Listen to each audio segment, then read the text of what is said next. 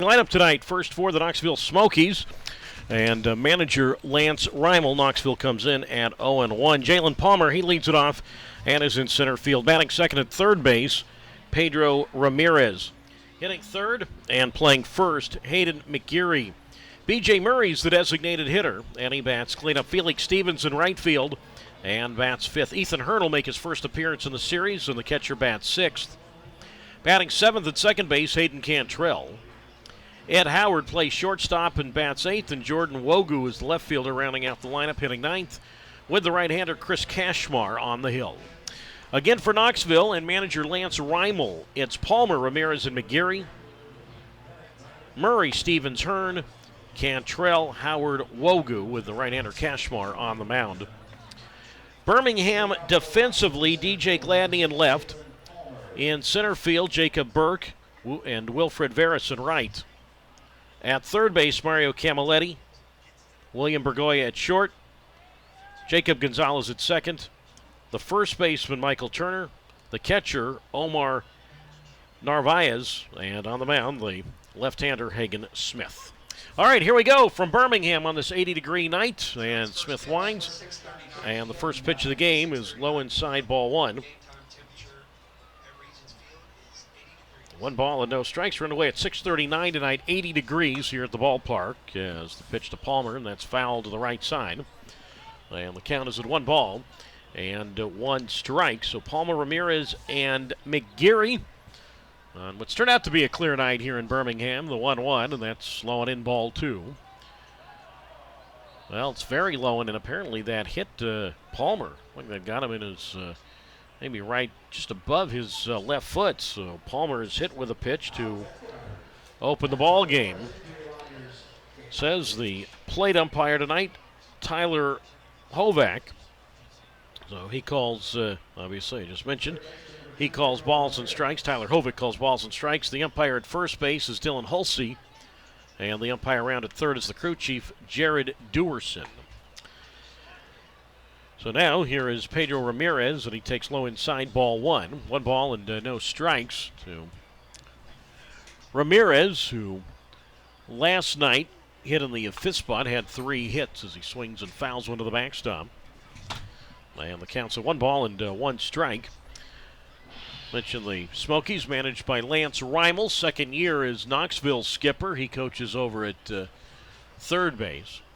Small lead at first by Palmer. Turner holds him on, and Ramirez is swinging a foul to the backstop.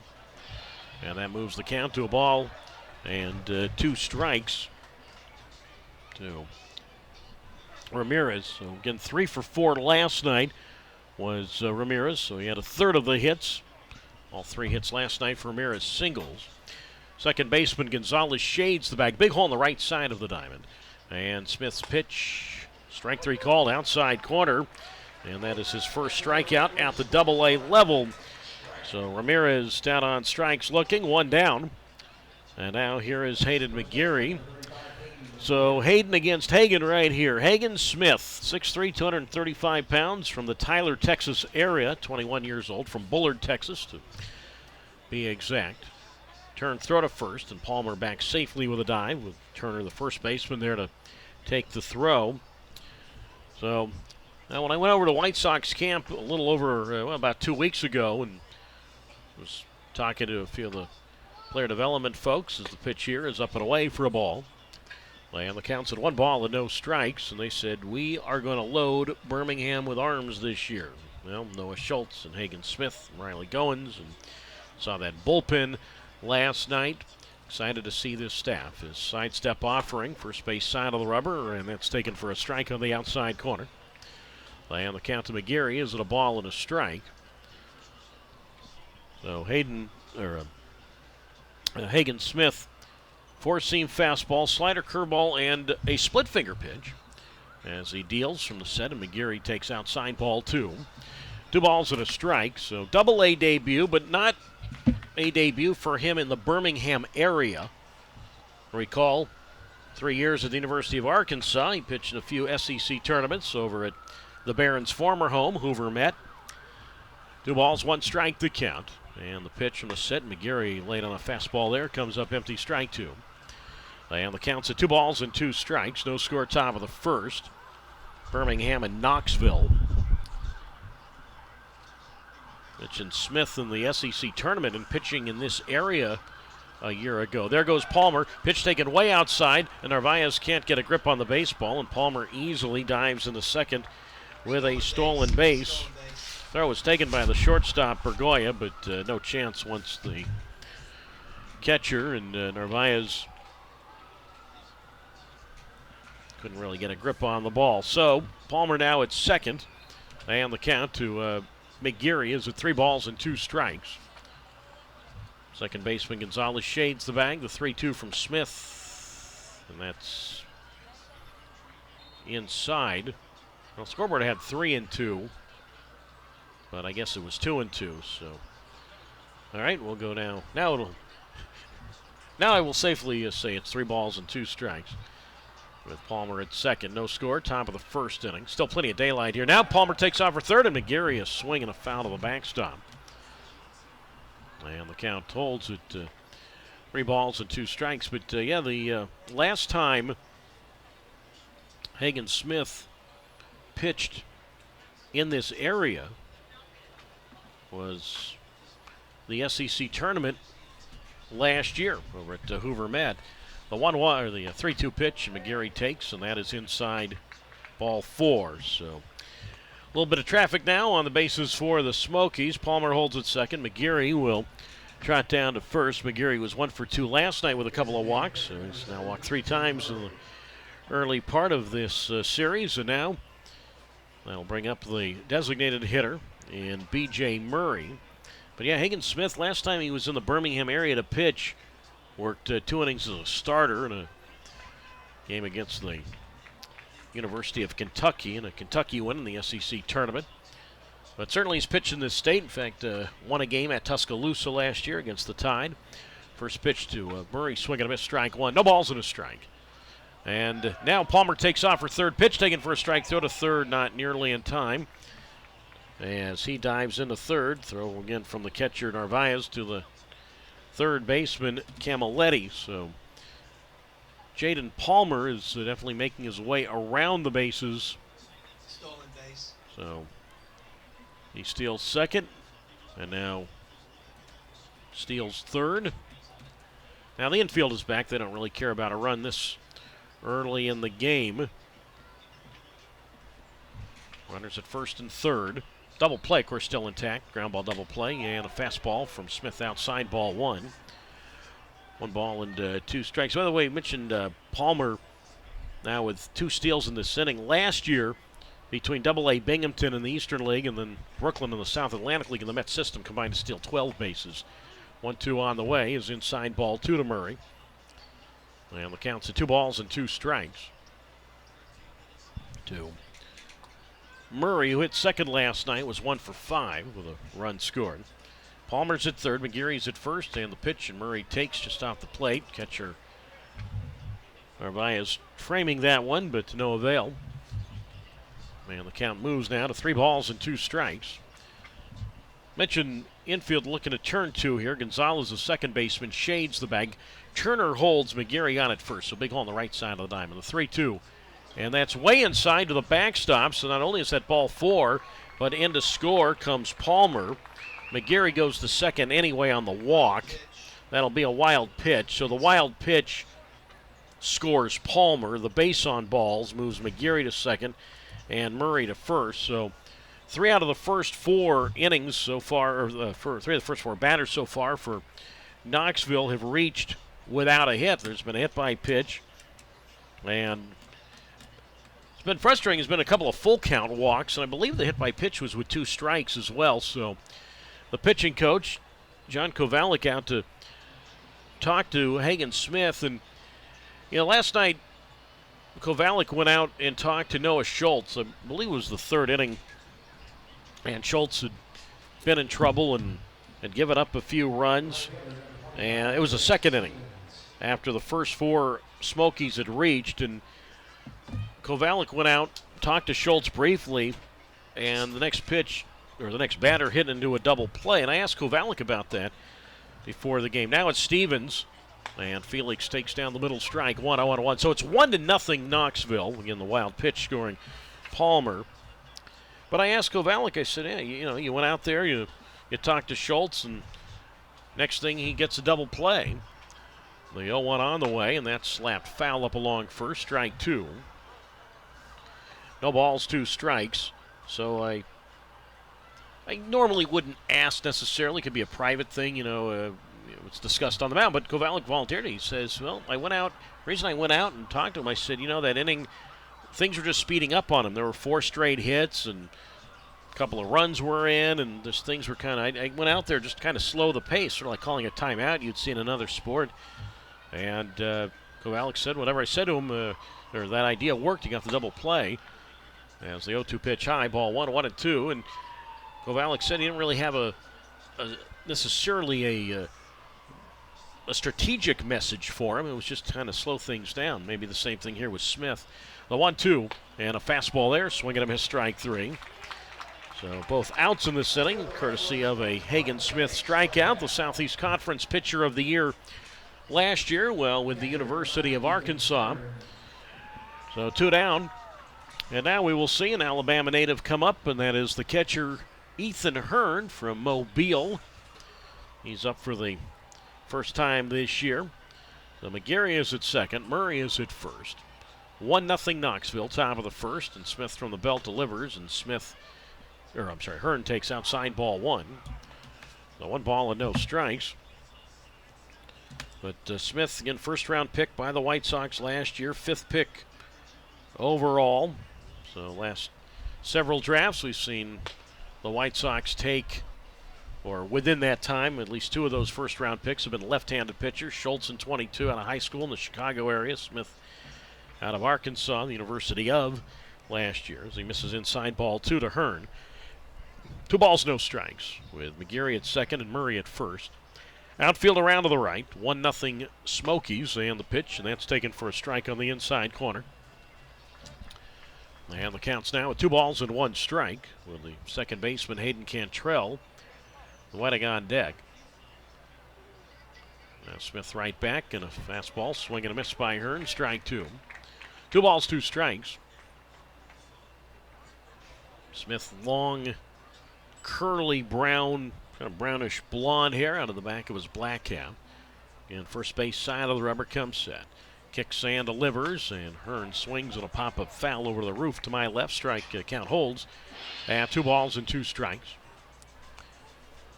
Here at Regions Field, which opened in 2013, seats 8,500. Last night we had just around 5,400, so good crowd last night. See a good ball game. Fireworks afterward. The kick of the 2-2, and that's very high, ball 3. And the count moves now to 3 balls and 2 strikes. So with 3 and 2 and 2 out, the runners will be off automatically. McGarry ready to go from second. Murray will get the head start from first. So 3 balls, 2 strikes. The runners go, and the pitch, swing and a miss. Breaking ball there, strike 3. Pitch on the outer half, like a curve ball there, and Hearn chased and comes up empty. After half an inning on this Magic City Saturday, Knoxville 1, Birmingham coming up to face the right-hander in Chris Kashmar. William Bergoya leads it off. I'll give you the Birmingham Barons lineup in a moment. The first pitch to Bergoya is up and away, ball 1. 1 ball, no strikes. The Birmingham lineup under first-year Barons manager Guillermo Quiros. William Bergoya, the shortstop, leads it off. Jacob Gonzalez bats second, plays second. As Bergoya fouls one off left side. Strike 1, 1-1. DJ Gladney, he's in left field tonight, hitting third. The cleanup batter in right field, Wilfred Veras. Omar Narvaez hits fifth. He does the catching. Oscar Colas, the DH, is the 6th place batter. In the 7th slot at third base, Mario Camilletti. Jacob Burke is in the center field hitting 8th. And Michael Turner rounds out the lineup at first base, batting 9th with Hagen Smith, the lefty, on the mound. 1-1 to Bergoya, low and in, ball 2, 2-1. I'll go over that lineup again in a moment. 2 balls and a strike to count to Bergoya as Kashmar out of the windup deals, and that's down the middle. Strike 2, 2-2.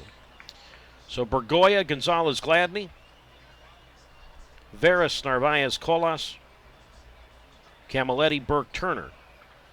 And lefty Smith on the hill for the Barons. The windup in the 2-2. Slap foul to the backstop by Bergoya. 2 strikes. Bergoya 1 for 2 last night, an RBI and a run scored. That RBI last night was the bases loaded walk that set the stage for the 3-run triple by Gonzalez in that 7th inning. The 2-2. And Williams slaps this ball towards second, charged by Cantrell. Grabs the ball on the dirt just back of the lip of the grass, and he'll throw to McGarry at first, and Bergoya is retired. 1 up and 1 down, bottom of the 1st inning. It's Knoxville 1 and Birmingham nothing. And now the second baseman, Jacob Gonzalez, comes up. Third base coach for Birmingham is the skipper, Guillermo Quiros. And the bench coach, Daniel Milwee, he's over at first base. Now the pitch to Gonzalez, and he takes down the middle, strike 1. No balls and 1 strike. Chris Kachmar, last name capital Kachmar, works out of the 3-quarter windup, first base side of the rubber, deals, and that's a breaking pitch missing up and away, ball 1. And the count's at 1 ball and 1 strike from Kachmar, who played at a couple of different colleges, but the last one he attended was Lipscomb University up in Nashville. A 1-1 here, and that's low ball 2. So 2 balls and a strike, 1-0. The Smokies lead the Barons. Bottom of the 1st inning. Doug Greenwald with you on Jocks 100.5. 2 balls, 1 strike the count. Infield around to the right. 1-0 Knoxville. The windup and the pitch. High fastball, swing and a miss, strike 2. 2 balls, 2 strikes. Kachmar, 28th round pick by the Cubs in 2019, again out of Lipscomb. He's originally from the Pittsburgh area. 2 balls, 2 strikes. The windup and the pitch to Gonzalez, and he's tied up a knots, goes around strike 3. Pitch up around his eyes, and he comes up empty. And that is the first strikeout tonight for Kachmar. 2 down. And now DJ Gladney will dig in with the game 1-0 Knoxville, bottom of the 1st inning. Kachmar fastball, cutter, curveball, slider, and changeup. Pretty much checks about every pitch you can make. I don't see a knuckleball on there. So now Gladney digs in. And the pitch to DJ, and that's high and away, ball 1. 1 ball and no strikes from Kachmar, who faced the Barons 5 times last season. The windup and the pitch to Gladney, and that's inside for a ball, ball 1. And the count's at 1 ball and 1 strike. And Kachmar, actually, let me correct that, 6 starts he made. He was 3-1 against Birmingham swing. Ground ball toward short, and far to his left. The shortstop Howard up with the ball, but his throw is too late to McGarry. And DJ Gladney beats it out. Looked like the shortstop, Ed Howard, just double clutched a little too much right there. He got to the ball moving to his left, and by the time he got to it, just looked like he double pumped, double clutched, whatever you want to call it. And Gladney with good speed probably beats that one out anyway, so that will go as a base hit. That's the game's first hit. 1-0 Knoxville, bottom of the 1st, and now Wilfred Veras digs in. Outfield medium depth and straight away. Gladney at first, being held on by McGarry. And the pitch from the set, and Veras takes outside, ball 1. 1 ball and no strikes. Veras 2 for 4 last night for Veras, who DH'd in last night's game. He's in right field tonight. That's why Gladney's in left. Is the pitch on the way, and that is high for a ball, ball 2. So 2 balls and no strikes to Veras, who I mentioned last year Kachmar made 6 starts against Birmingham and was 3-1 against the Barons. The 2-0 on the way, outside, ball 3, 3-0. However, in one of those games, this man, meaning Wilfred Veras, took Kachmar deep. Kachmar allowed a couple of home runs last year, specifically against Birmingham. One was to Veras, the other was to Matt Hogan. 3 balls, no strikes, and the kick and the pitch, and a fastball just high, and that is ball 4. So 2-out threat now for the Barons. Gladney moves to second base. Veras goes to first. And now Here is the catcher, Omar Narvaez. Narvaez 0 for 4 last night. The runner at second is Gladney. Veras at first. A little bit of overcast right now. Lights are on. They've been on all game. As Kashmar deals, and Narvaez swings and he flies one high toward the kid standing on that grassy berm. Let's see if any of those guys are going to make the catch. Nope.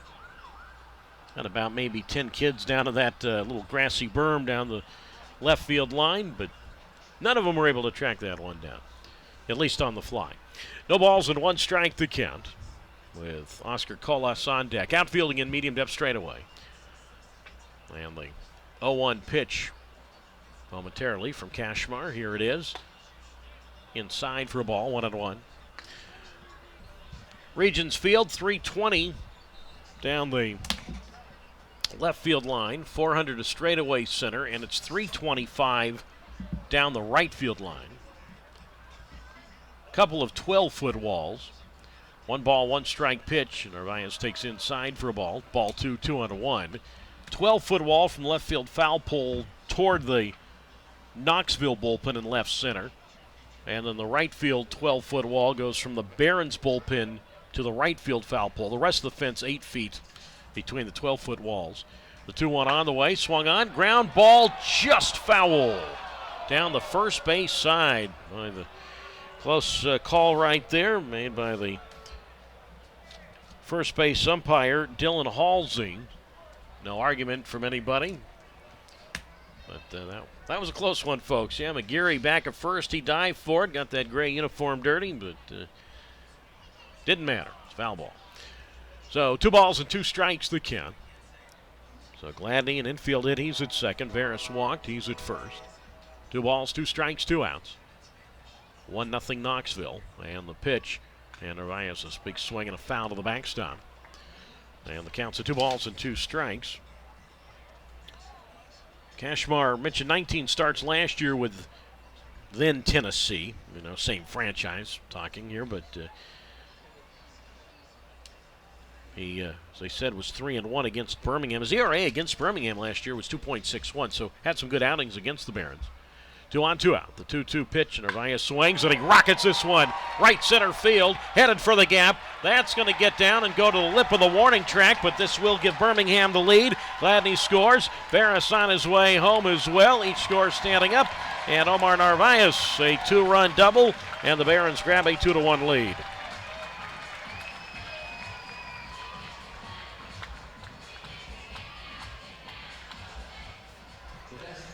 Now the first hit of the year by the 33-year-old catcher and former Major League All-Star while he was with the Brewers in 2021. Omar Narvaez, a 2-run double. Eventually it was the center fielder Palmer who tracked that ball down just to the lip of the warning track. So here's Narvaez, who a couple of pitches earlier just missed what likely would have been a 2-run double down the right field line that was ruled foul. Hard hit ball back at first. There was a foul ball, and he said, well, I'll try and straighten that one out as much as I can. And he did, and little doubt about that one up the gap. Neither the center fielder Palmer nor the right fielder Stevens had any chance of grabbing that one. So 2-1 now in favor of the Barons. So 3 straight 2-out batters have reached against Kashmar.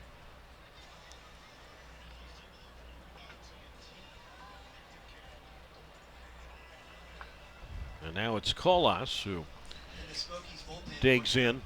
right-handed pitcher number 13, Tyler Santana has begun to warm in the Knoxville left center field bullpen. Now Colas, man, he takes high ball 1 ball, no strikes. Colas 0 for 4 last night. So you had Colas and Narvaez, neither of whom reached base last night. 7 of the 9 starters did last night for the Barons as Colas is swinging a foul to the backstop, strike 1. 1 ball and 1 strike. So the 2 guys who didn't reach base last night for the Barons are the 2 Barons who have major league time. But overall, good outing, really thought by Birmingham last night on both sides of the ball. 1 ball, 1 strike to count. 2-1 Birmingham, bottom one, and the pitch from Kashmar is up and away, ball 2. And the count moves now to 2 balls and 1 strike. The Kashmar started last season at AAA Iowa, and then eventually sent to AA Knoxville. Colas swings, high deep drive, right center field, well struck, and well out of here. Home run, Oscar Colas. 4-1 now, Birmingham.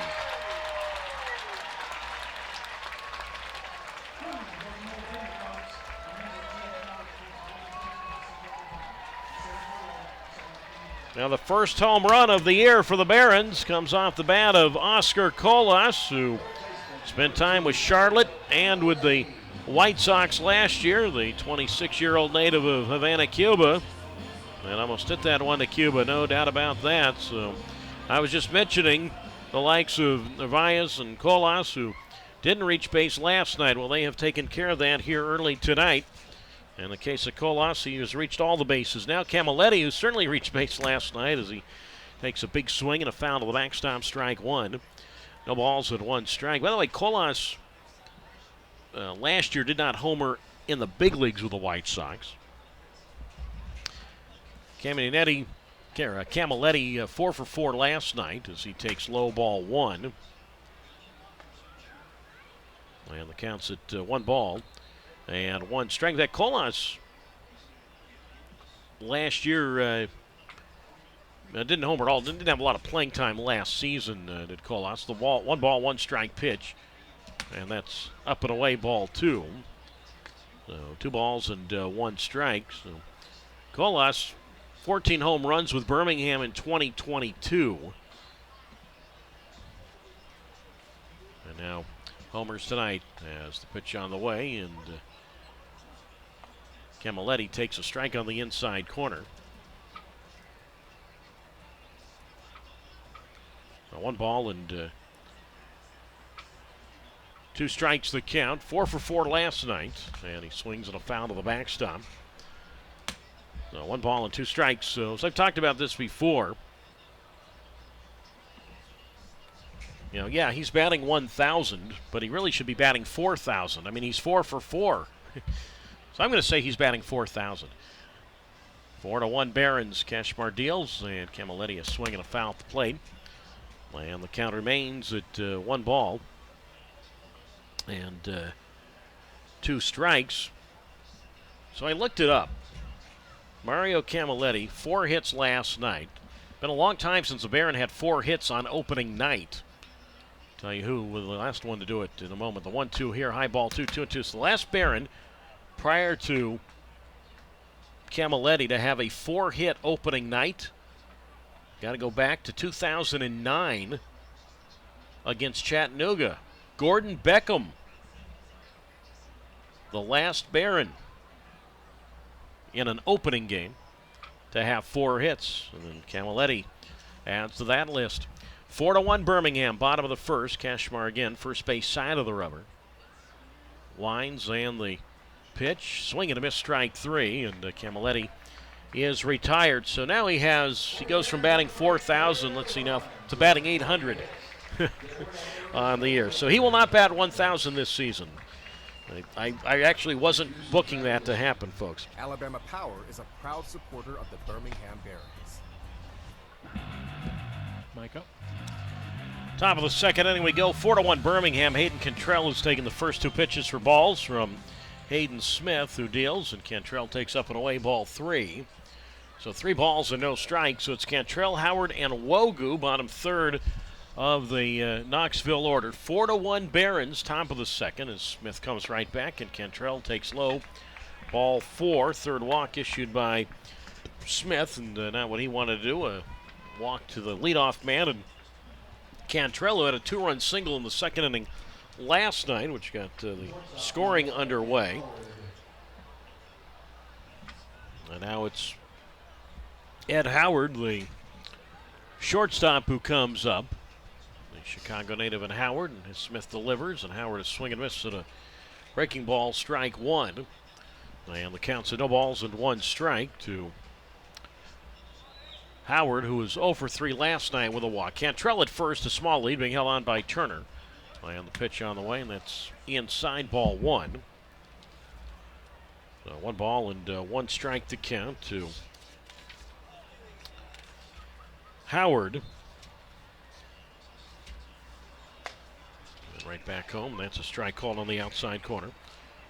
So 1 ball and 2 strikes the count. Second baseman Gonzalez shades the bag. And the pitch to Howard, and that's low inside for a ball, ball 2. So 2 balls and 2 strikes to Howard. First round pick in 2020 out of Mount Carmel High School in Chicago. So 5th year now in the Cubs system. And this is his 2nd year at Double-A as he takes low and in, ball 3. So 3 balls and 2 strikes. So have a couple of first-round picks facing one another, albeit kind of on different sides of that number 1. You know, in 2020, there's the pandemic interrupted things, a lot of things. The pitch is Howard, up and away, ball 4. So Ed Howard ends up drawing a walk. So Cantrell up to second and Howard to first. But, and I think I'd said that last year was his Double-A debut. This year's his Double-A debut for Ed Howard. But remember, you know, you're drafted in 2020, but you don't play that year. I mean, there were no, at least in the minor leagues, games to be played. So everything kind of got pushed back for him for a year. Now the pitch on the way to Wogu, and that's Jordan Wogu. Hit foul up along third. Strike 1, no balls and a strike. So Cantrell up to second base. Howard at first. That's a 4th walk now issued by Hagen Smith tonight. Count to Wogu is at 0-1. Wogu 2 for 4 last night with an RBI. Infield looking to turn 2 right here. It's 4-1 Birmingham. Top of the 2nd inning. As Smith delivers, and that swung on and inside out and foul down the right field side. And that moves the count to no balls and 2 strikes to Wogu. I mentioned tonight and every Saturday home game, Magic City theme night. So first time, of course we've only had 2 games now, but first time this year we've seen the Barons in the Magic City button-down shirts. No balls, 2 strikes. Look back at second by Smith, and the pitch, swing and a miss. Fastball, strike 3. And Wogu is out. Boy, Wogu looked back and said, man, I thought I'd hit that pitch, but didn't. So Wogu down on strike. So all 4 outs recorded by Smith tonight have been strikeouts. So it's either been, now 1 time through the order, it's either been strikeout, walk, or a hit by pitch. Now it's Palmer, top of the order for the 2nd time, drives this one towards center. Drifting back is Burke. Now he'll straighten up, makes the catch. Tagging from second is Cantrell, and he'll scamper to third with a slide. Good throw by Burke on 1 hop to the third baseman, Camilletti, but not in time. However, that is the 2nd out. So Cantrell goes to third. Howard holds at first. It is 4-1 Birmingham, top of the 2nd. So one center fielder flies. The other, Palmer, opened the game, was hit with a pitch, stole second, stole third, and scored on a wild pitch. Now it's Ramirez who bats with 2 outs. As the tying run, and the pitch, slap foul, third base side, strike 1. No balls, 1 strike. Ramirez a strikeout looking in the 1st inning. So Hagen Smith, getting drafted last year, but had a chance to experience big league spring training for the first time. Did it this season. I guess that's the only way he could do it if he was drafted last season. Pitch foul to the backstop, strike 2. No balls and 2 strikes. And Smith certainly has battled his share of issues despite only being 21. Health issues here, physical health issues. Had Tommy John surgery while he was still in high school in East Texas. The kick in the 0-2. Swing, ground ball, shortstop. Bergoya vacuums it up. Crisp throw to Turner at first. And Ramirez is out. So Smith works around a couple of walks. In fact, walking the first 2 batters of the inning, but gets away with it. 4-1 Birmingham. We go to the bottom of the 2nd. Jacob Burke looked at the first pitch inside and swings at the next pitch and fouls into the screen. And that moves the count to 1 strike. Burke, Turner, and then the top of the order for the shortstop, Burgoy. 8-9-1 for Birmingham. A windup and the pitch, and a fastball, a swing and a miss, and that's strike 2 to Burke. And the count's at 1 strikes. So Cashmar, the starter, Chris Cashmar, was in some trouble in the first inning as he deals, and Burke swings and misses strike 3, and he is out. I say in trouble, definitely in trouble. He gave up 4 runs. What I meant was there had been action in the Knoxville bullpen, but Cashmar's back out for his second inning of work. So Burke, he strikes out, and that's the 3rd strikeout for Cashmar. 1 out. And now it's Turner who comes to the plate and had that big plate appearance in the 7th inning last night, drawing a bases loaded walk, and he swings here and rips one fair on down the right field line. That ball's going to rattle around to the corner at the base of that 12-foot wall. Turner on his way to second, and he stops there as the right fielder Stevens gets the ball in towards second. So Michael Turner has his first hit tonight, 3rd hit of the year now for Turner. I say of the year. It seems like, we've been playing for 2 weeks when I say that, but 3rd hit for the first game and change. So he has himself a double. So hit number 4 now for Birmingham to go along with a 4-1 lead. And now for the second time tonight, Birmingham will go to the top of its order for the shortstop, William Bergoya. He is 0 for 1. Shortstop Howard trying to keep Turner close at second. And the pitch to Bergoya, shows bunt, and he takes outside, ball 1. 1 ball and no strikes. I mentioned Bergoya showing bunt right there, and that is a facet of the game that he is capable of doing. I talked to manager Guillermo Quiros about that, about Bergoya. Corner's on the lip of the grass, and William takes, and that's a strike called on the outside corner. 1 ball and 1 strike. Guillermo talking about Bergoya, saying he's got a very high baseball IQ, and he's not afraid to lay down a bunt. Well, that is the job of a leadoff man once in a while, a guy that would be your prototypical leadoff guy, shortstop, second baseman, and Bergoya. 1 ball, 1 strike. And the pitch to Bergoya, swing and a miss at a breaking ball, strike 2. And the count's at 1 ball and 2 strikes with a 4-1 Birmingham lead over Knoxville.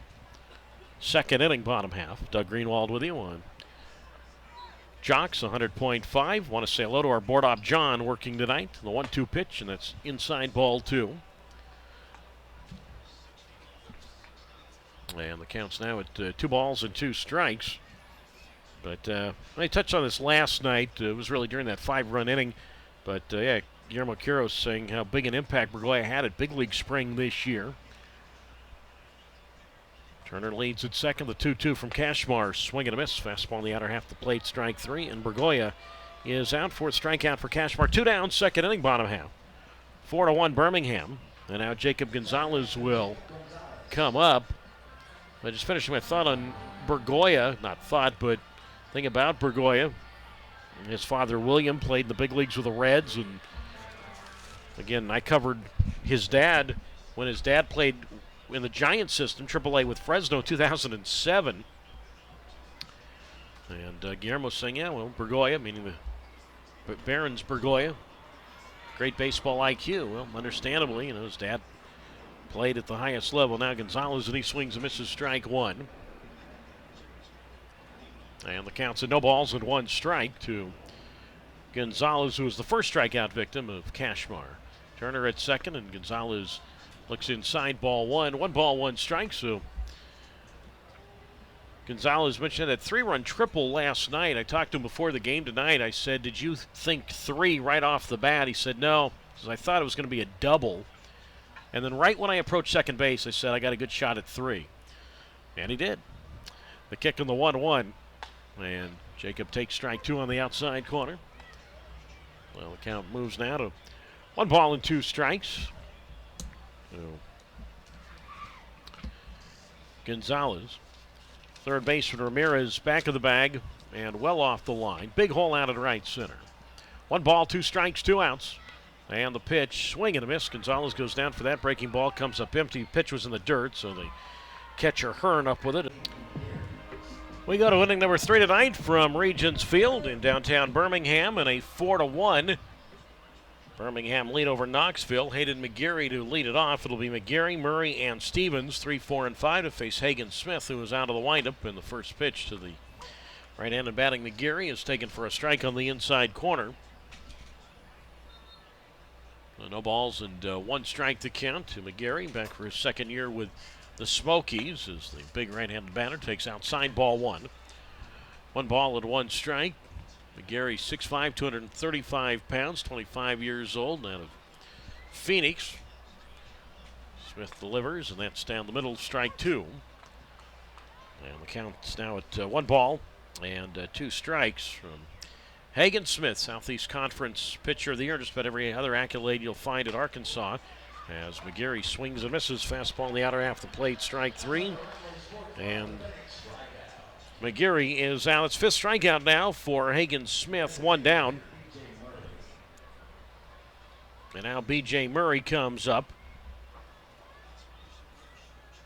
He walked in the first inning. Smith winds and the pitch, and Murray takes, and that's a strike on the outside corner. And the count's at no balls and 1 strike. So just about complete darkness now here in Birmingham on this Saturday. The 0-1 pitch will, I guess, have to wait. Plate umpire Tyler Kovacs said, hold up just a moment. No balls and a strike. And the pitch, and Murray swings, Tapper foul up along third. And the count's at no balls and 2 strikes to B.J. Murray, who played his college baseball at Florida Atlantic, which is in Boca Raton. The windup in the 0-2, and Murray takes very high ball 1. 1 ball, 2 strikes, and then the Cubs drafted Murray in 2021, so 5th year in the Cubs system for Murray. He's been at all levels but the big leagues. The windup in the 1-2, and he chases that one out of the zone, strike 3. 6th strikeout for Hagen Smith. So the 2 walks Smith had in the first inning, he's offset that with strikeouts. So up to 6 strikeouts now for Smith in his Double-A debut. And now it's the right fielder, Felix Stevens, who digs in. 4-1, Birmingham leading Knoxville. Top of the 3rd, the windup in the pitch, and that's fouled at the plate, strike 1. So the count's at no balls and 1 strike. Mentioned Birmingham in the Magic City shirts. Want to get back to that. So black shirts, Magic in big white letters, and then the word City in little letters, just teeny little letters. Not trying to be redundant when I say teeny little, but little letters under the word Magic. Spelling City. Red number on both sides of the shirt. White pants, black pinstripes, black caps as Stevens swings and misses. Strike 2, no balls and 2 strikes. Knoxville in the button-down gray shirts, gray pants. Cubs logo on the left sleeve. Knoxville spelled across the front of the shirt in blue. The kick and the 0-2. Swing and a miss. Fastball in the inner half, strike 3. And that's the Hagen Smith that I think most people were coming to see tonight. We go to the bottom half of the 3rd inning tonight. And a 4-1 Birmingham lead. All the scoring done tonight in the 1st inning. DJ Gladney leads it off, and Chris Cashmar winds in the pitch. High fastball, swing and a miss, strike 1. And the count's at no balls and 1 strike. So it's Gladney, Veras, and Narvaez here in the 3rd inning. And the pitch on the way, and that's a strike called on the inside corner. So the count now is at no balls and 2 strikes. Gladney, an infield hit in the 1st inning, and that was a 2-out hit that led to the 4 runs. As Cashmar 3/4 windup, kicks and deals. Gladney swings and pokes this one toward the 3rd deck to my right, foul. And the count remains at no balls and 2 strikes. Doug Greenwald with you on Jocks 100.5 FM. We'll be with you tomorrow, 3:45 for the pregame, 4 o'clock first pitch on our first Sunday game of the year, the 0-2. And Gladney made a motion to the pitch and did not go around. And that's ball 1. 1 ball and 2 strikes. Pitching matchup tomorrow Right-hander Riley Goins for Birmingham. Right-hander Sam Armstrong for Knoxville. And then, of course, we have the Monday off day around minor league baseball. The wind and the 1-2. Gladney swings, line drive, center field, base hit. So he's 2 for 2 tonight. As the center fielder Palmer up with the ball, gets it in towards second.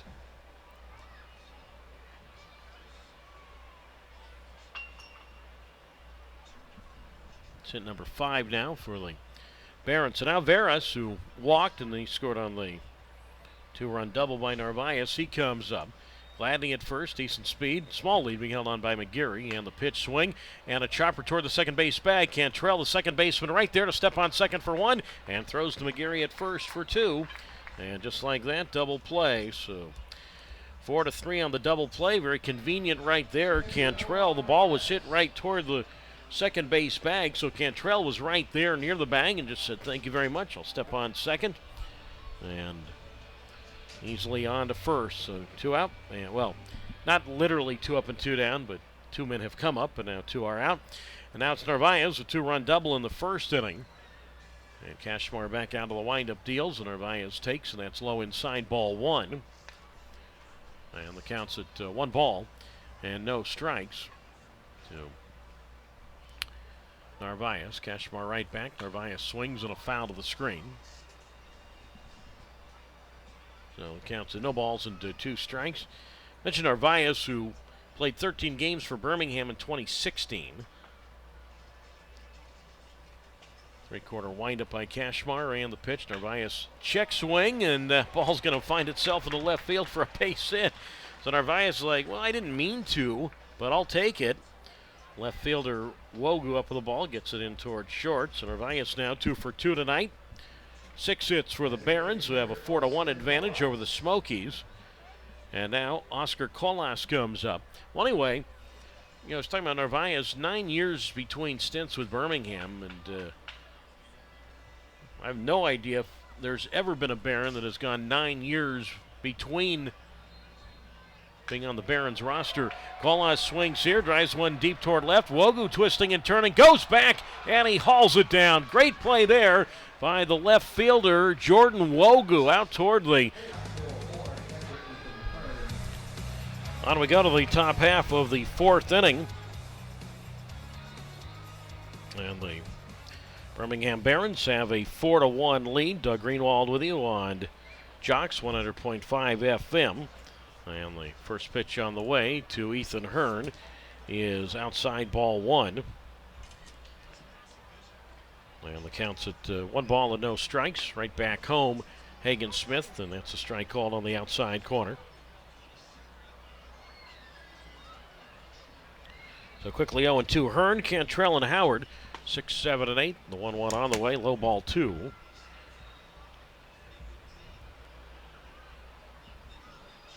2 balls and 1 strike. 2-1 the count. And the pitch, and that's on the outside corner. Strike 2.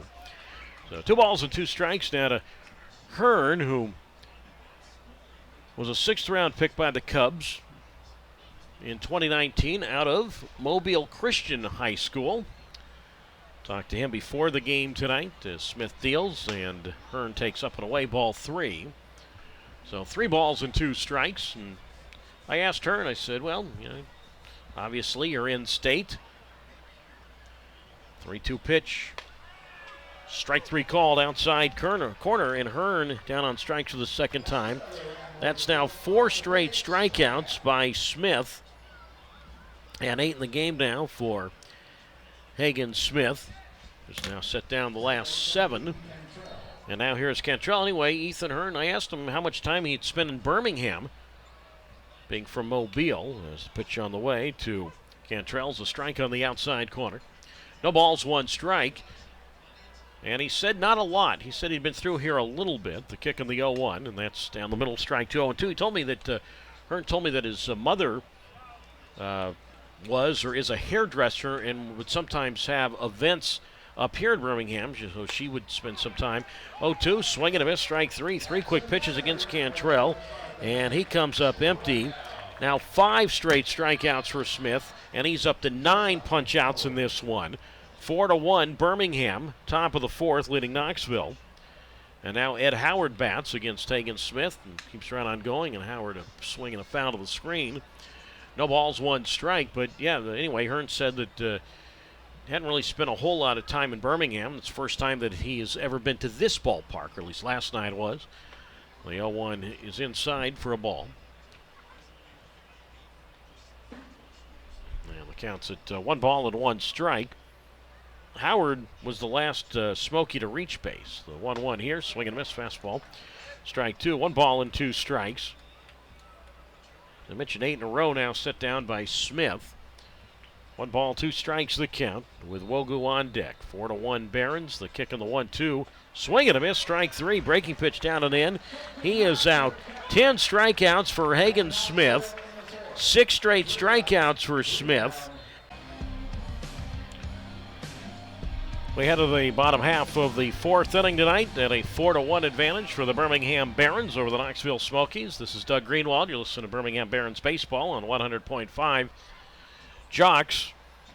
As Mario Camilletti leads it off on the first pitch, grounded to first, gloved smoothly by McGarry, and he'll take the ball to the bag. Puts his left foot on the base for the easy 3 unassisted. So 1 up and 1 down on 1 pitch. So again, Camilletti 4 for 4 last night, 0 for 2 tonight. And now here is Jacob Burke to face Chris Kashmar, who's been in from the start. Gave up those 4 runs in the first. Burke struck out swinging in the second. And he swings here and he flies one high and softly into left center field. And to his left, it's the left fielder Wogu who makes the catch. And Burke is out. So 2 pitches, 2 outs. Bottom of the 4th inning. 4 runs, 6 hits. No errors for Knoxville. 1 run, no hits, no errors for Birmingham. I'm sorry, let's try that again, Doug. 4-6-0 for Birmingham. 1 run, no hits, no errors for Knoxville. And now Michael Turner bats for the 2nd time. He doubled to right field in the 2nd inning. Kashmar 3/4 windup in the pitch to Turner. And that's outside, ball 1. So 1 ball and no strikes. Chris Kashmar, capital Kachmar, deals, and Turner flies this one high down the third base side, and that will reach the grassy berm. And the count moves to 1 ball and 1 strike. So again, Kashmar mentioned 19 starts last year with the Smokies, finishing 8-3 at Smokies Ballpark, which of course will no longer be in existence, at least for Double-A baseball. 1 ball, 1 strike, and the pitch, ground ball foul up along first, strike 2, 1-2. So most teams, start out with 3 on the road and then go home. The case of Knoxville, the Southern League schedule makers, understandably giving the Smokies about an extra 9 days to they're about to get Covenant Health Park ready to go. So they'll start, let's see here, April 15th will be their first home game up in downtown Knoxville. 1 ball, 2 strikes to Turner. 3/4 windup by Kashmar on the pitch. Turner a tapper foul up along first. And the count holds at 1 ball and 2 strikes. So I'm sure a lot of us have been looking forward to seeing that ballpark. I talked to the Knoxville manager, Lance Reimel, about that. I said, have you seen the ballpark? He said, yeah, because the team has worked out there when they got into Knoxville earlier in the week, so they've already had some idea what it's like, I guess. The windup of the 1-2, high ball 2 to Turner. So the count now at 2 balls and 2 strikes. Of course, the Southern League this year will have a couple of new ballparks with Knoxville and then Columbus, Georgia, which really isn't a new ballpark, but it's been redone heavily. The wind of the 1-2. Outside, ball 2. 2 balls, 2 strikes.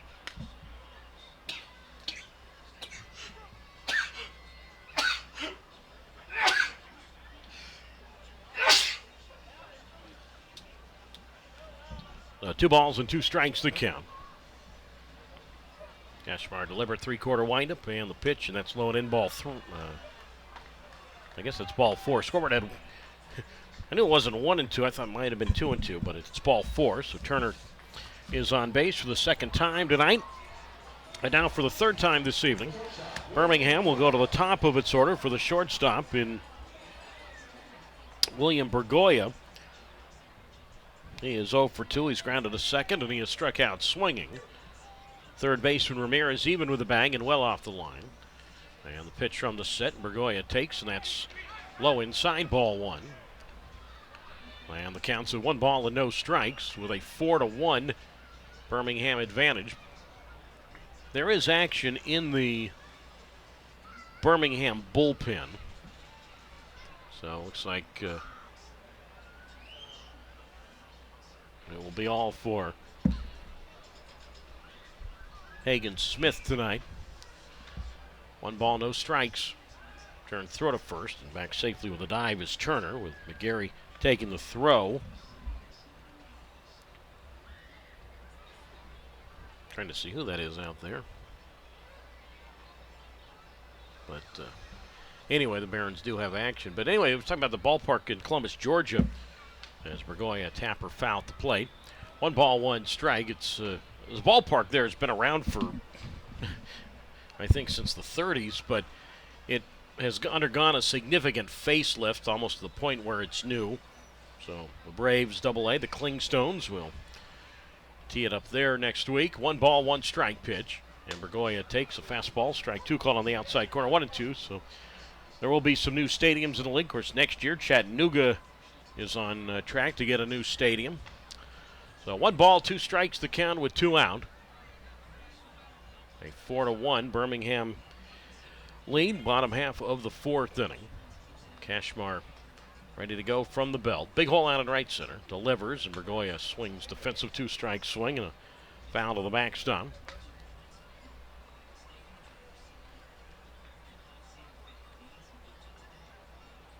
1 ball and 2 strikes. It remains. I'm not sure who. Because of the Magic City uniforms, there are a couple players that are wearing different numbers tonight. So looks like number 41's out there as Bergoya takes strike 3 on the outside corner.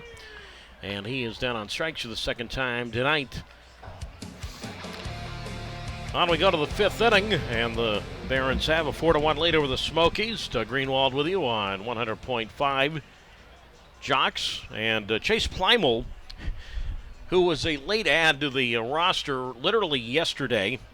I did put the roster up on in the booth here a couple of nights ago, and then Plymel joined the team yesterday, and I had not had the most updated roster, which was my fault. I forgot to grab the new one. That's why I didn't have a 41 on my roster from 2 days ago because, well, that's old news. So Plymel on to pitch, and the first pitch on the way to Jordan Wogu's outside, ball 1. 1 ball, no strikes. 4-1 Birmingham. Top of the 5th, and Wogu takes, and that's down the middle.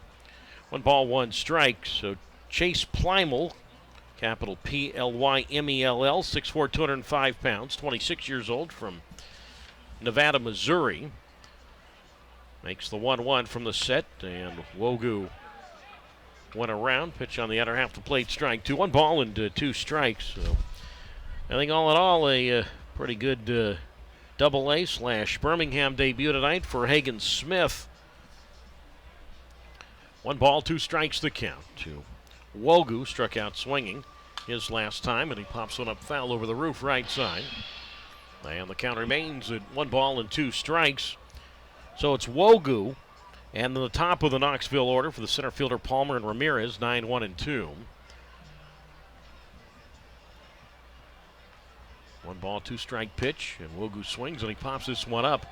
First baseman Turner on the just back of the lip of the grass in fair territory in front of the base makes the catch, and Wogu is out. 1 down. So Hagen Smith tonight, 4 hitless innings, allowed 1 run, which was earned. He walked 4 and struck out 10. Struck out the last 6 batters he faced and retired the last 9. So now Wogu out. That's 10 in a row set down by Barons pitching. And now for the 3rd time tonight, Knoxville will go to the top of its order. the center fielder Jalen Palmer, and he takes a strike on the inside corner. And the count's at no balls and 1 strike. Palmer hit with a pitch to open the game and then scored a run. Well, he stole 2 bases and then scored a run. Guess it'd be tough to do it in reverse. The 0-1, and that's outside, ball 1. And the count's at 1 ball and 1 strike. So Plymouth returning to Birmingham, 15 games last year with the Barons. 1 ball, 1 strike the count with 1 out. And the pitch to Palmer, late swing and miss, fastball there, strike 2. 1 ball, 2 strikes. 3-2 record last year for Birmingham with a 3.76 ERA.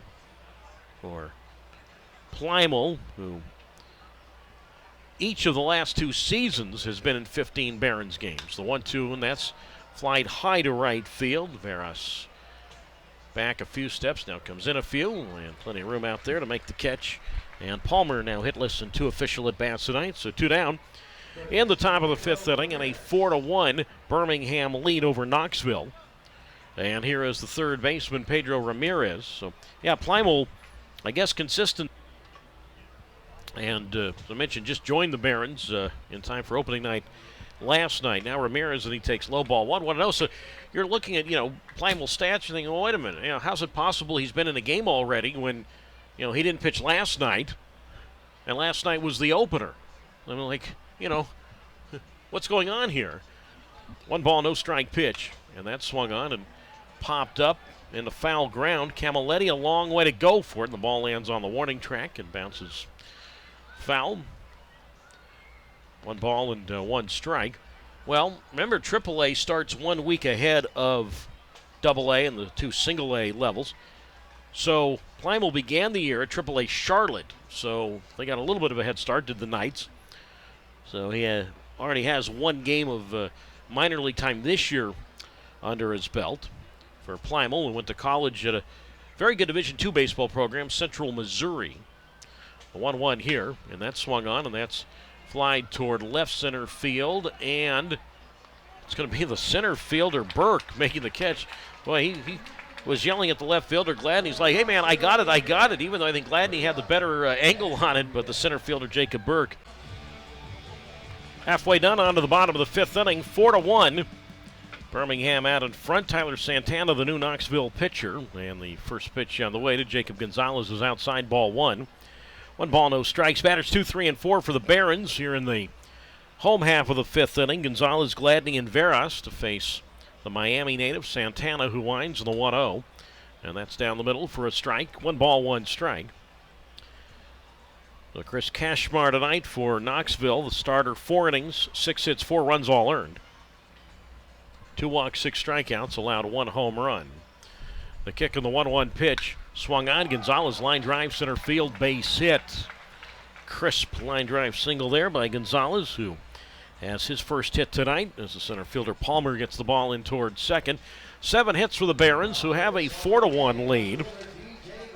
And now DJ Gladney will come to the plate.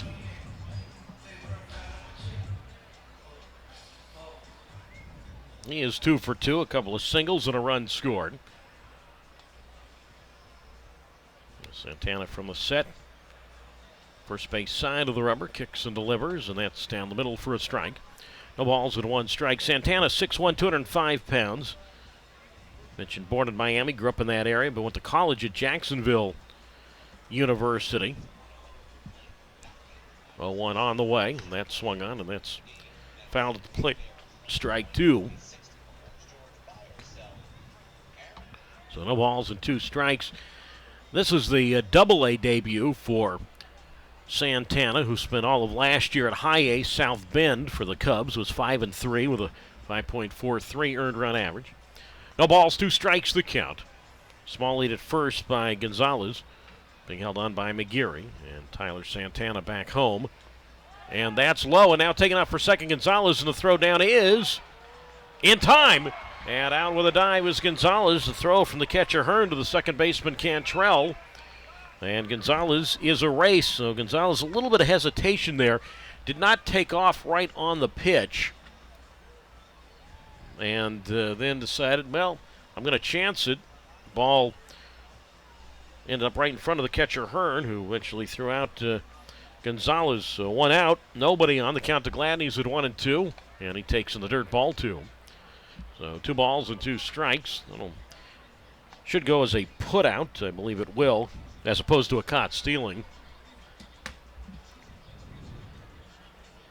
But that is not for me to decide. But regardless, he is out 2-4. We'll get the official ruling momentarily. 2 balls, 2 strikes the count with 1 out. And a 4-1 Barons lead. And now Santana go back out of the windup, and he does. And Gladney swings, and he chops this ball deep in the hole at short. It's gloved by Howard. Long throw across, and on one hop, the first baseman McGeary unable to come up with that one. The ball ricochets off the side wall, where it's backed up by the catcher Hearn. It'll go as a base hit. So that ball was hit pretty far in the hole. So Gladney now 3 for 3 tonight. So back-to-back hits for the Barons to get the bottom of the 5th going, but only one man on.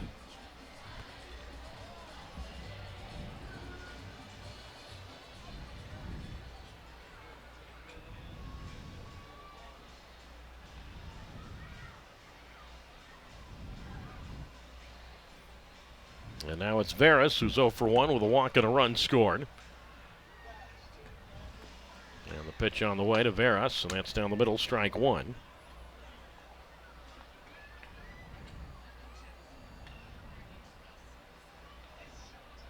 So the count at no balls and a strike. Veras walked part of that 4-run first inning as he takes a strike on the outside corner. So no balls and 2 strikes from the Dominican-born Veras, who originally came to professional baseball as a third baseman. Talked to him about that the other night. Told me that his favorite player growing up, while in the Dominican Republic, Manny Machado, Padre third baseman, the 0-2. And that's high ball 1. 1 ball, 2 strikes. Told me that because he, meaning Veras, played third base in the Dominican, he looked up to another, even though Machado's from Miami, but is of Dominican descent, looked up to Machado. 1 ball, 2 strikes. And Veras takes, and that is low ball 2. 2 balls and 2 strikes.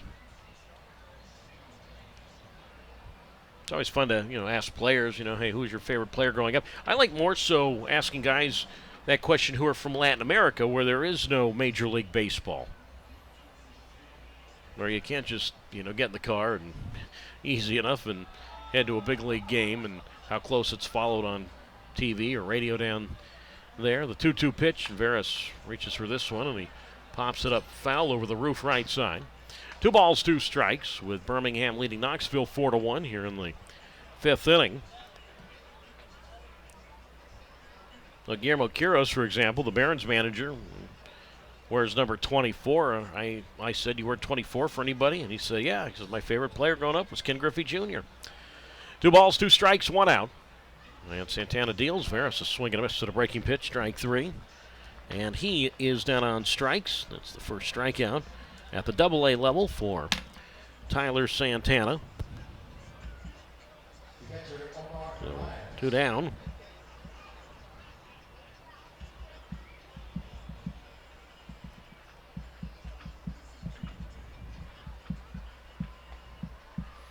And now it's Narvaez, who's 2 for 2. 2-run double in the first. He's also singled. Santana deals, and that's taken for a strike on the inside corner, 0-1.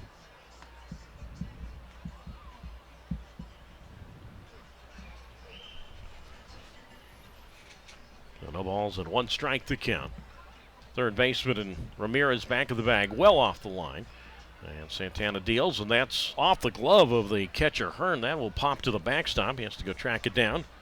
And Gladney will move up to second base. So now that could change things a little bit. Now a base hit to the outfield could give Birmingham another run. A 4-1 advantage for Birmingham in the bottom of the 5th inning. With Colas on deck.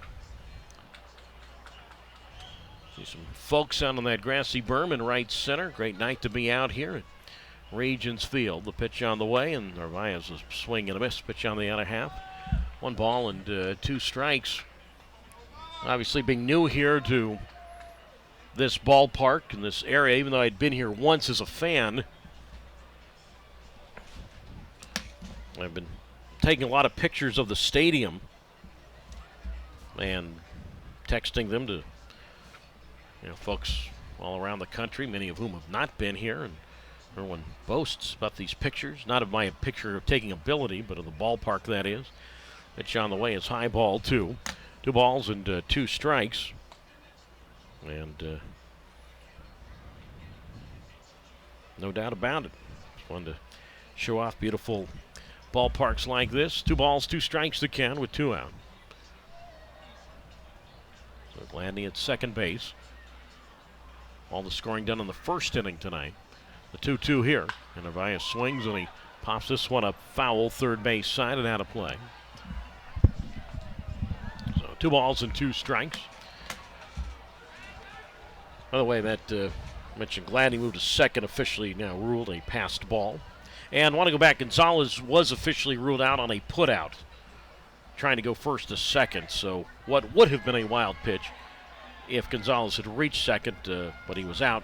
He was out 2-4 and a putout, not a caught stealing. The 2-2 here.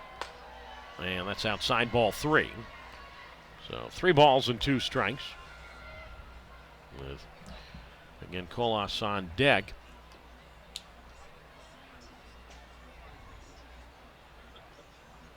Three and 2 the count. Santana ready to go.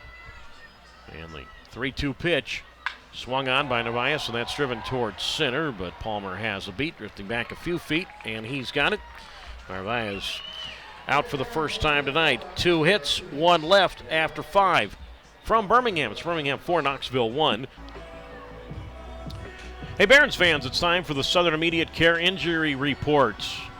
Well, so far so good. I haven't had anything to report about. However, we will report that Southern Immediate Care offers care 7 days a week. Care for ages birth and up. 9 locations in Birmingham and Northeast Alabama. Book ahead online is available. That was the Southern Immediate Care Injury Report.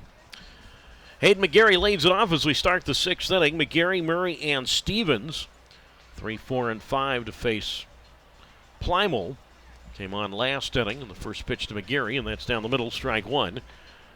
And the count's at no balls and 1 strike to face Chase Plymel on a relief of Hagen Smith. McGarry 0 for 1, a walk, a strikeout as Plymel delivers, and McGarry takes outside ball 1. 1 ball, 1 strike. So, I've mentioned this a lot tonight, but again, worth repeating.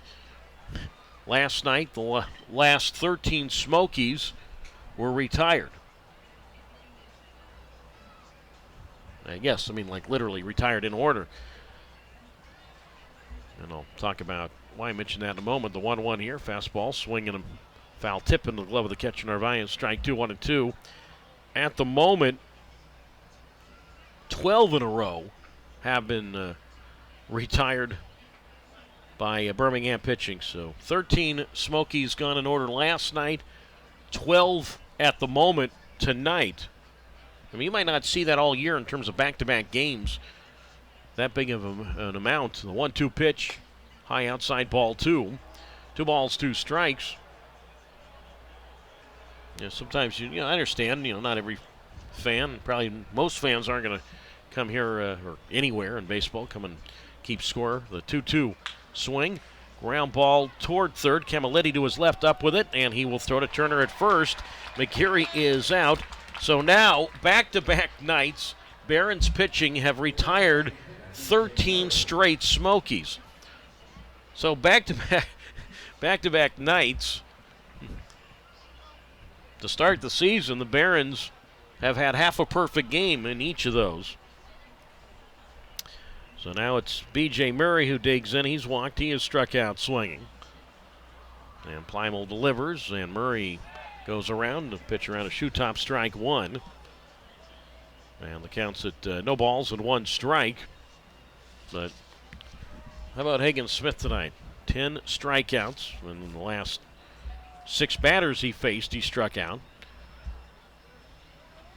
No ball, 1 strike pitch. And Murray a check swing foul to the screen, strike 2. No balls and 2 strikes. In the last 9 batters Smith faced, he retired.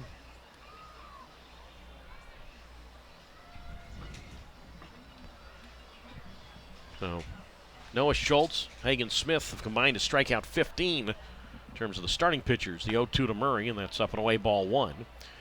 1 ball and 2 strikes. Third baseman in Camilletti plays diagonal to the bag, but well off the line. Infield around to the right. First baseman Turner back of the bag, not far from the line. 1 ball, 2 strikes the count. Plimal deals, and Murray chops one foul up along third. So 1 ball and 2 strikes, but I think that is really amazing. I mean, that's just, you go through the course of the game, you might say, yeah, the team's retired 7 in a row. Tired, whatever, something like that. Back-to-back nights, 13 in a row. 1 ball, 2 strikes the count. Plimal delivers, and Murray fists this one foul left side. 1 ball, 2 strikes. So 4 runs, 8 hits, no errors for Birmingham. 1 run, no hits, no errors for Knoxville. The last Knoxville batter to reach was an Ed Howard walk in the second inning. 1-2 the count. Plimal again to the plate, and Murray another pop-up foul left side. Count remains at 1 ball and 2 strikes from Chase Plimal. Again, just sent down the other day, so not everybody who arrived here on Monday necessarily making up the team. The 1-2 pitch, and Murray takes inside ball 2. 2 balls, 2 strikes.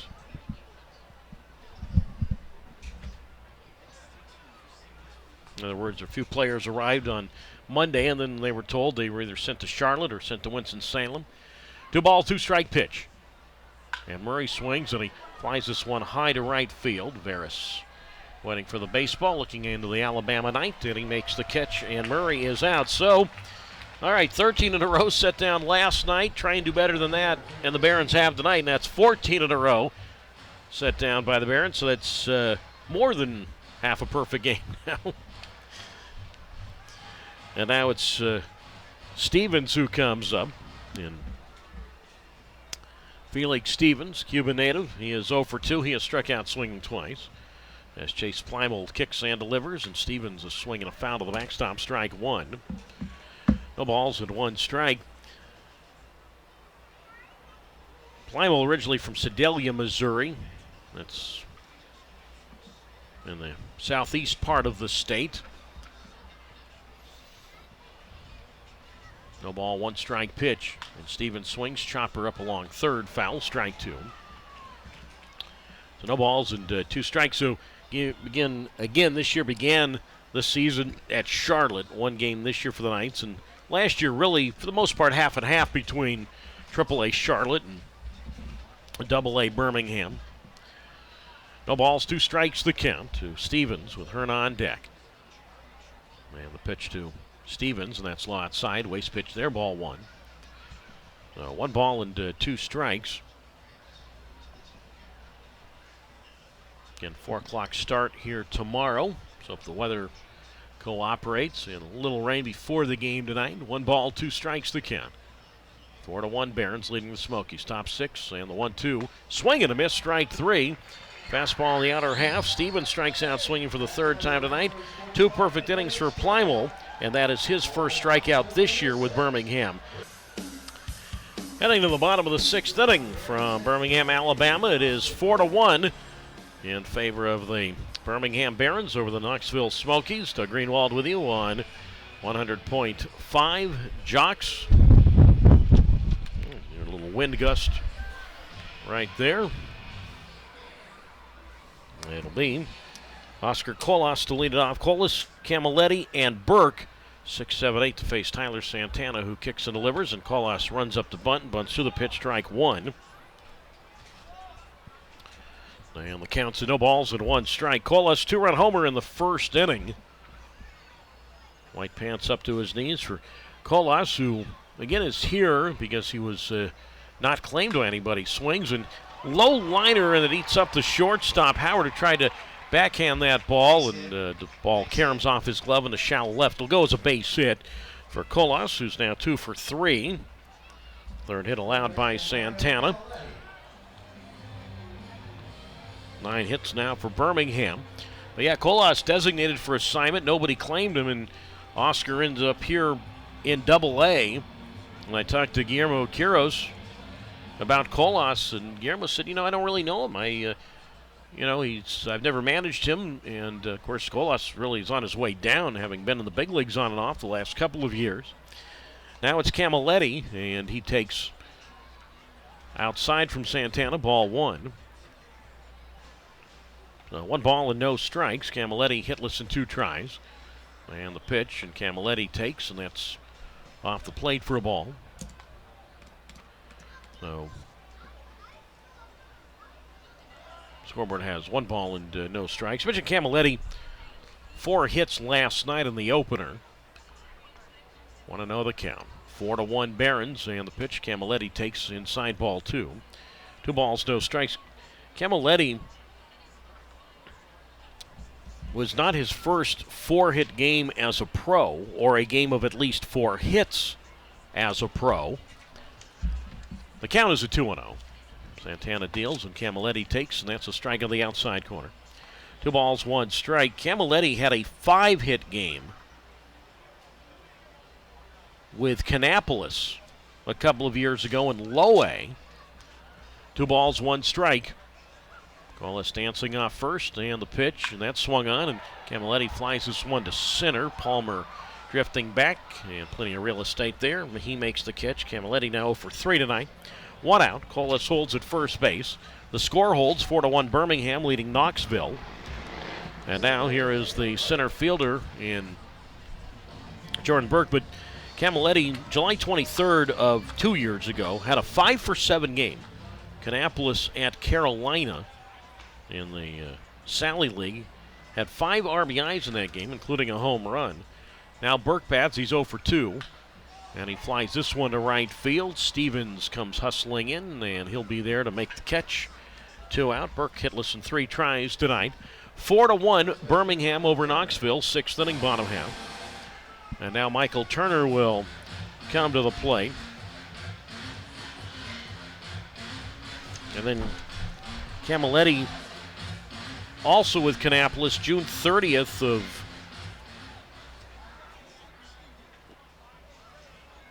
a couple of years ago, had a 4-hit game against Rome, the Braves Sally League team. There goes Colas, pitch taken away inside through to second base. Colas is safe with a slide. Throw taken by the shortstop Howard from the catcher Hearn. So that'll go as a stolen base for Colas, his first steal this year. Not a bad time to run, I think. You're up 4-1. I know that Guillermo Quiros told me that, he said to me, any of our speed guys have the green light at any time. And Colas is a guy with some speed. Now base into the outfield. Likely gives the Barons another run. Turner has doubled. He's walked. He's 1 for 1. 4-1 Birmingham. Bottom 6. Santana comes home, and Turner takes, and that is low ball 2. And the count's now at 2 balls and no strikes. But anyway, Camilletti. So last night was his 3rd game as a pro of at least 4 hits. 2-0 the count. Now Santana comes back, and Turner golfs one high and foul, third base side. And the count moves now to 2 balls and 1 strike. Mentioned from Tyler Santana, who spent, when you include the pandemic year, 5 seasons, got the bonus year with the Jacksonville University, but spent for the better part the last 2 seasons with South Bend in the Midwest League. 2 balls, 1 strike. That's high A now. The pitch on the way, and that's low and in, ball 3. So 3 balls and 1 strike to Turner, who again comes back to Birmingham. I've had a chance to catch up with him a little bit, and guy that pretty much has spent his life around baseball. His father, Brian, minor league player in the early 90s in the Yankees system. As Michael is swinging a foul to the backstop. And the count holds at 3 balls and 2 strikes. It's always fun to be around guys who have had dads in the game or family in the game. Turner, Bergoya, couple of guys who've had dads in the game. Certainly the Birmingham hitting coach and former Baron, Nicky Delmonico. His father, Rod, seemed like forever head baseball coach, one of the best to ever do it in college at the University of Tennessee. 3 balls, 2 strikes, 2 outs. 4-1 Barons. The kick and the payoff, and Turner swings and a soft liner right to the second baseman, Cantrell, who makes the catch. And that concludes matters in the 6th. 1 hit, 1 left. On to the 7th. Birmingham 4, Knoxville 1 on Jocks 100.5. Moving to the 7th inning tonight, and a 4-1 lead for the Birmingham Barons over the Knoxville Smokies. Doug Greenwald with you on Jocks 100.5, and now we'll see the 2025 debut. Birmingham right-hander Harold Rosado, native of the Dominican Republic, 6'4", 235 pounds, 22 years old. As Ethan Hearn leads it off, and the first pitch to Hearn is inside, ball 1. 1 ball, no strikes, so it's Hearn, Cantrell, and Howard, 6, 7, and 8 to face Rosado, who sports a turquoise glove. Hearn, he has struck out twice tonight, once swinging, once looking. As the pitch from the set, the 1-0, and Hearn swings and grounds one into right field. He's got a base hit, and that is the first hit tonight for Knoxville. It comes in the 7th inning. That also breaks the string of 15 straight Smokies retired. Here, a little bit of applause right there for Hearn. Mentioned he's from Mobile. I'm not saying that everybody cheering for him tonight is literally from Mobile, but he's from this state. So Hearn is aboard. That's the first Smoky to reach since Ed Howard's walk in the 2nd inning. Now it's Cantrell, and he swings and misses at a fastball, strike 1 from Rosado. 0-1. Rosado features a 4-seam fastball, changeup, cutter, and a slider as he delivers, and Cantrell a late swing and a miss. Strike 2, no balls and 2 strikes. Harold, spelled capital J-A-R-O-L-D. Harold Rosado. This is his Birmingham debut. No balls, 2 strikes, and the pitch, and that's low and in, ball 1. So 1 ball and 2 strikes to Cantrell, who's walked, and he has struck out swinging. 4 runs, 9 hits, no errors for Birmingham. A run, a hit, no errors for Knoxville. The kick and the delivery, and that's strike 3 called to Cantrell on the outside corner. And he is out on strikes the 2nd time. First strikeout for Rosado. 1 out. Hearn holds at first. 4-1 Birmingham. And now it's the shortstop, and Ed Howard, who's 0 for 1. He has walked, and he is struck out swinging. Big hole on the right side of the diamond. And the pitch on the way, and that's a swing and a miss, like a changeup there. Strike 1. And the count's at no balls and 1 strike. I'm sure many of you have been following, but the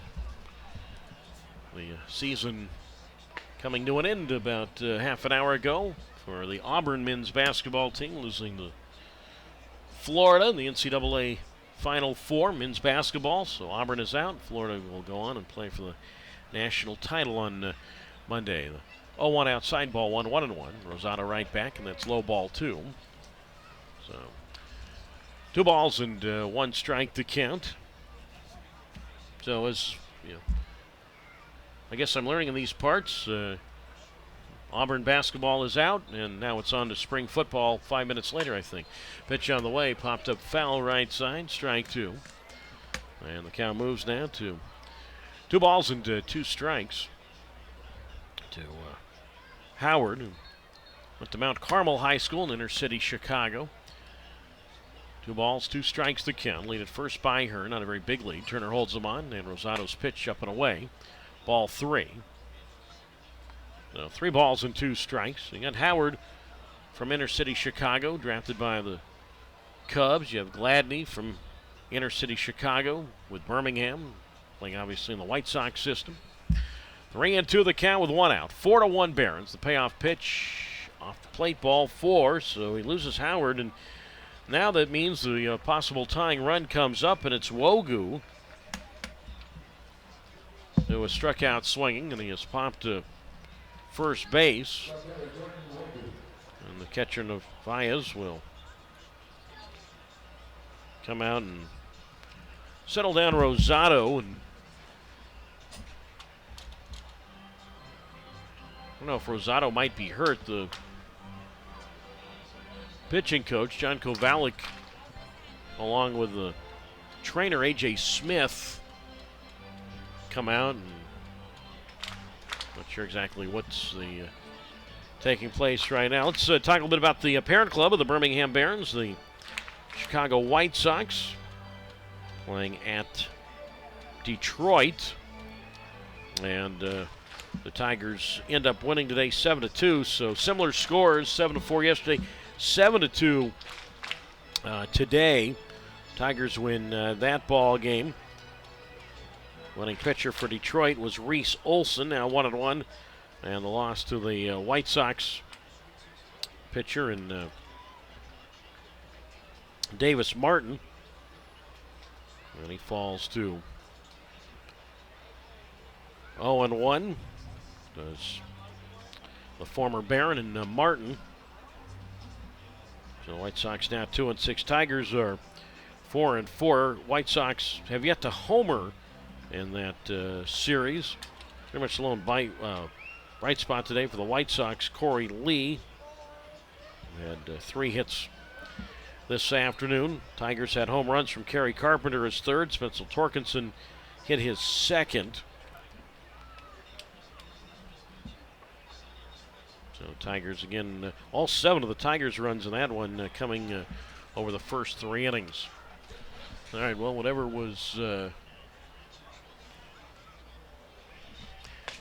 discussed, I guess, not sure what the deal was, but Rosado allowed to take a couple of warm-ups right here. Again, tomorrow we'll be on the air at 3:45 p.m. and a 4 o'clock first pitch. Our promotion tomorrow, Sunday Fun Day, so pregame autographs. We'll have postgame kids, or during the postgame, kids will run the bases.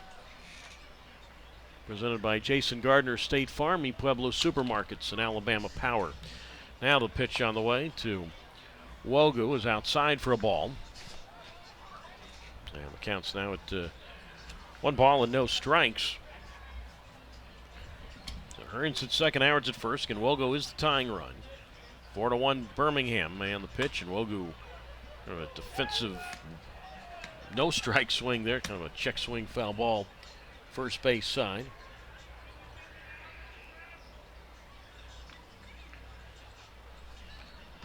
Now 1 ball and 1 strike to count with 1 out. 2 on, and the pitch. Wogu swings and he pops this one up. First base side, foul territory, and that'll reach the seats. And the count moves now to 1-2 from Harold Rosado. Rosado, that's a native of the Dominican Republic, and again, this is his Double-A debut. Rosado began his pro career in the Royal system. Last season was both with the Royals and the White Sox chains at the low and high A level. Now deals, and that's hit foul up along third by Wogu. 1 ball, 2 strikes. Birmingham 4, Knoxville 1. Visitors half of the 7th inning.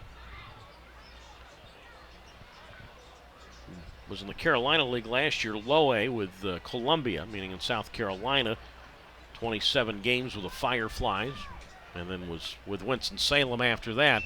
So right now his Double-A debut. Runners take off, and Wogu swings, ground ball, and that is fair down the third base side. That'll pinball off the sidewall, and this will score 2. And into second base with a 2-run double is Wogu, and it's now 4-3 Birmingham. And they sent the runners, and the hit and run right there, and that ball smoked past the third baseman, Camilletti. He didn't really have much of a chance to get to that one, and eventually went down the third base side where the left fielder, Gladney, had to play the pinball roll off the fence. So Wogu give him 2 RBIs, and now things have really tightened up. And now the go-ahead run comes up for Knoxville. So it's 4-3 Birmingham. And the top of the Knoxville order for the third time for the center fielder Jalen Palmer, who takes inside ball one. 1 ball, no strikes. Palmer 0 for 2. He's been hit with a pitch. He has scored a run. 1 ball, no strikes, the count. And the pitch on the way, and that's over the head of Palmer. The ball was caught by the catcher Narvaez. And that's ball 2. So 2 balls and no strikes.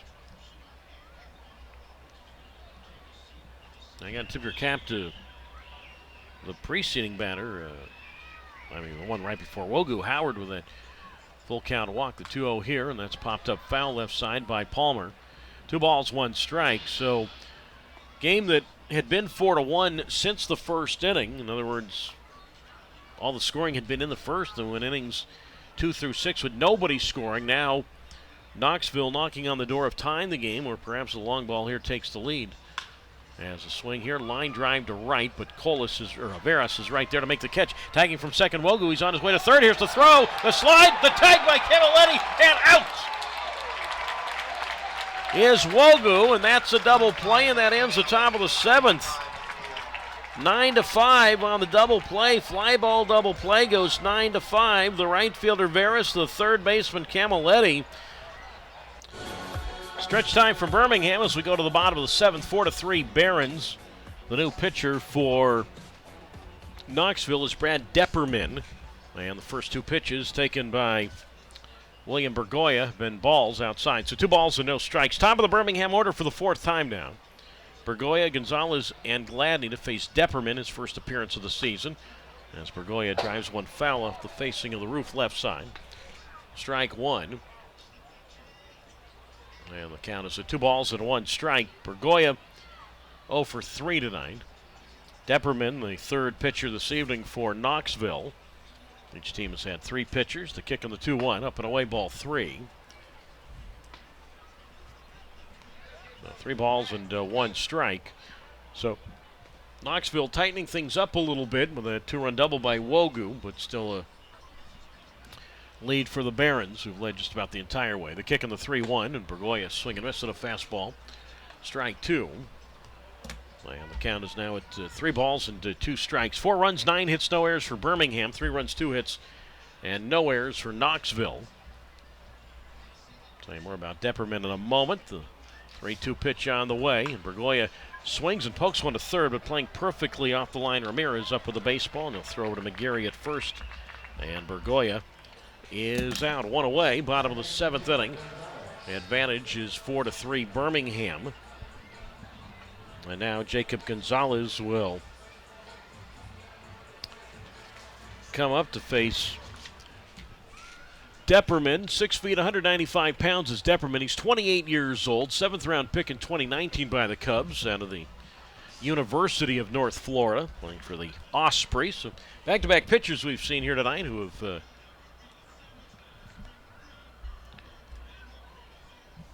pitched in college in Jacksonville, whether it be Santana at Jacksonville U or Depperman at North Florida. Now Gonzalez, and he looks at a strike on the outside corner. No balls and a strike. He is 1 for 3 tonight with a single. Outfield medium depth straight away. No balls, 1 strike. And the pitch, and a late swing and a miss by Gonzalez, strike 2. So no balls and 2 strikes the count from Depperman, who was born in Indianapolis but grew up in Tarpon Springs, Florida. Gonzalez swings and drives one toward left center field, but gliding smoothly to his left is Wogu, and the left fielder makes the catch, and Gonzalez is out, now 1 for 4. The lead is 4-3 Birmingham, leading Knoxville in the 7th inning. The home half of the 7th, and now DJ Gladney comes up. He is 3 for 3, 3 singles, and a run scored. Depperman spent a little bit of time last year with Tennessee, but primarily was had some injury issues as the pitch fouled to the backstop. Strike 1, 0-1. The count. Was at the Arizona complex a lot last year, which is never good for an older player. That means you're usually hurt. Usually you don't get sent back to the Arizona Complex League due to performance. Usually once you leave there, you don't come back unless you're injured. The 0-1 on the way, and that swung on and poked foul right side by DJ Gladney. And the count at no balls and 2 strikes, but Depperman, better part of the last 3 seasons, has been at South Bend in the Midwest League. So no balls and 2 strikes the count to Gladney with Veras on deck. The kick and the delivery, and Gladney takes, and that's inside ball 1. So 1 ball and 2 strikes the count.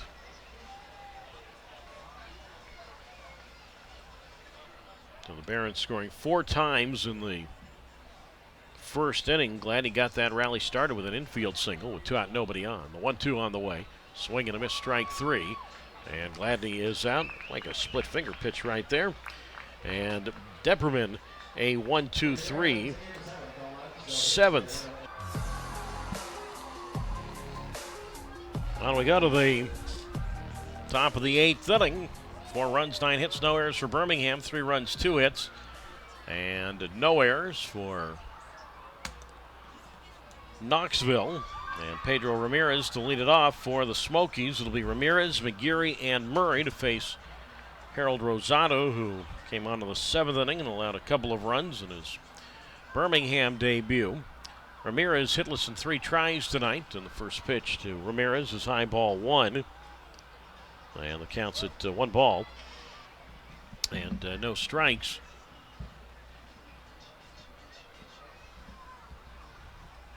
Right back home, the pitch on the way, and Ramirez takes up and away, ball 2. So 2-0 the count to Ramirez, a guy who is highly thought of in the Cubs system as he swings and fouls into the backstop. Does the Venezuela native. So 2 balls and 1 strike. Ramirez signed out of Venezuela during the 2021 international signing period and then started his pro career in the Dominican Summer League. The count is actually at 3-0. That last pitch was not fouled. It actually went to the backstop. I was fooled for a moment. Now the next pitch up and away, ball 4. So Ramirez draws a walk, and now the tying run is at first base with nobody out. And now it's Hagen McGeary who comes up as the possible go-ahead run. He is 0 for 2 tonight with a walk, so we'll see if Ramirez will take off right here. Ramirez 14 steals last year at South Bend. And the pitch to McGeary. Swing and a miss, strike 1-0-1. Tyler Davis is getting loose for the Barons in the right center field bullpen. 4-3 Birmingham, top of the 8th inning. Second baseman Gonzalez shades the bag. Big hole on the right side of the diamond. Again, Ramirez, some decent speed. Again, 14 steals last year. McGeary walked in the first inning. Outfield medium depth and straightaway. And Rosado from the set deals. McGeary swings a low liner to third. That's off the glove of Cameron Letty, and nothing he can do about it. He at least got a glove on it to slow the ball down. The ball carried in the foul ground, had to go pick it up there. So now just like that, first and second, and nobody out. An infield single for McGeary, his first hit tonight. Hit number 3 for the Smokies, who did not have a hit until the 7th inning. And now B.J. Murray comes up. And the pitching coach, John Kovalik, will come out and pull the entire infield into the mound right now. So, bunch of possibilities here. You don't see the bunt often with your 4th place hitter, but situation that could call for a bunt here to move the tying run to third with what would be then 1 out, assuming everything goes well on the defense side. But the go-ahead run at second. Meanwhile, we're going to have a pinch runner at first base. It's going to be Parker Shavers, the Montgomery, Alabama product out of Coastal Carolina. So Parker Shavers runs at first base for McGeary. So now it's Murray, and he takes very high, ball 1. So 1 ball and no strikes the count. So it's Ramirez at second. And Shavers at first base. So nervous time here. The pitch on the way, and that's just outside ball two. 2 balls and no strikes.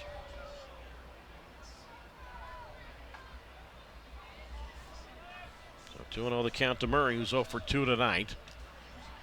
Third baseman and Camilletti even with the bag well off the line. And the pitch on the way to Murray. Swung on, hit the second base, could be 2. Gonzalez to Bergoy at second for 1, and the shortstop throw to first. That is a double play.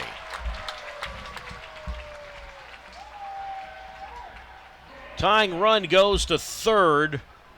And I know, obviously, the inning's not over yet, but I think the Barons will make that trade right there. 4 to 6 to 3 on the double play. So 2 out.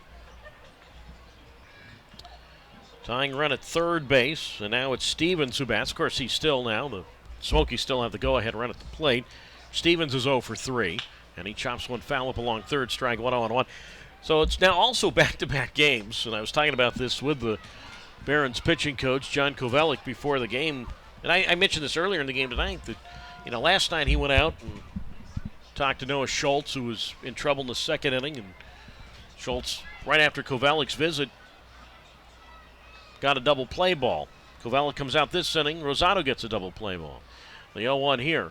Swing and miss to the changeup. Strike 2-0-2. Kovelik got to come out there every inning. I mean, you're allowed at least one mound visit an inning until you're forced to take the pitcher out with that second mound visit. But the minute that somebody gets on base, maybe more so in a forced double play situation, Kovelik got to just come out and each time. 0-2 the count. Stevens waits, and the pitch. Swing and a miss and a breaking ball. Strike 3. Curve in the dirt. Stevens strikes out, swinging for the 4th time tonight. Second strikeout for Rosado, and most importantly, he gets out of trouble. We go to the bottom of the 8th inning, and a 4-3 Birmingham lead. And the new Knoxville pitcher is Frankie Scalzo Jr. Some other changes for Knoxville we'll get to in a moment. Veras, Narvaez, and Colas, 4-5-6 for the Barons. A 4-3 advantage for Birmingham, and Colazo's pitch outside, ball 1. 1 ball and 1 strike the count. Scalzo, let me correct that. Scalzo was the 4th Knoxville pitcher tonight. Pitches outside for a ball. 2 balls and 1 strike. Veras is 0 for 2. He's walked, he has scored. 4-3 Birmingham, bottom of the 8th inning. And Scalzo delivers, and that's up and in, ball 3, 3-1. So Scalzo is the new pitcher. Remaining in the game to play center field is Parker Shavers. After pinch running in the top of the inning, now stays into play center field. And moving from center field to first base is Jalen Palmer. The pitch on the way, up and in.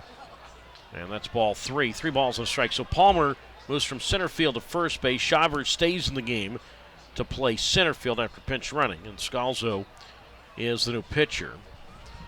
Final line for Brad Depperman of Knoxville. 1 perfect inning with a strikeout. And the count is at 3 balls and 2 strikes to Veras. So 4 runs, 9 hits, no errors for the Barons. 3-3-0 for the Smokies.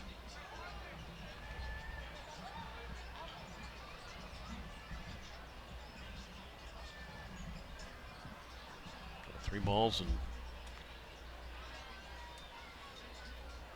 2 strikes the count. And the kick and the payoff swung on a high pop-up foul right side. And the count remains at 3 balls and 2 strikes. 3-2. Scalzo went to Grand Canyon University in Phoenix. First appearance of this year. Kicks and delivers.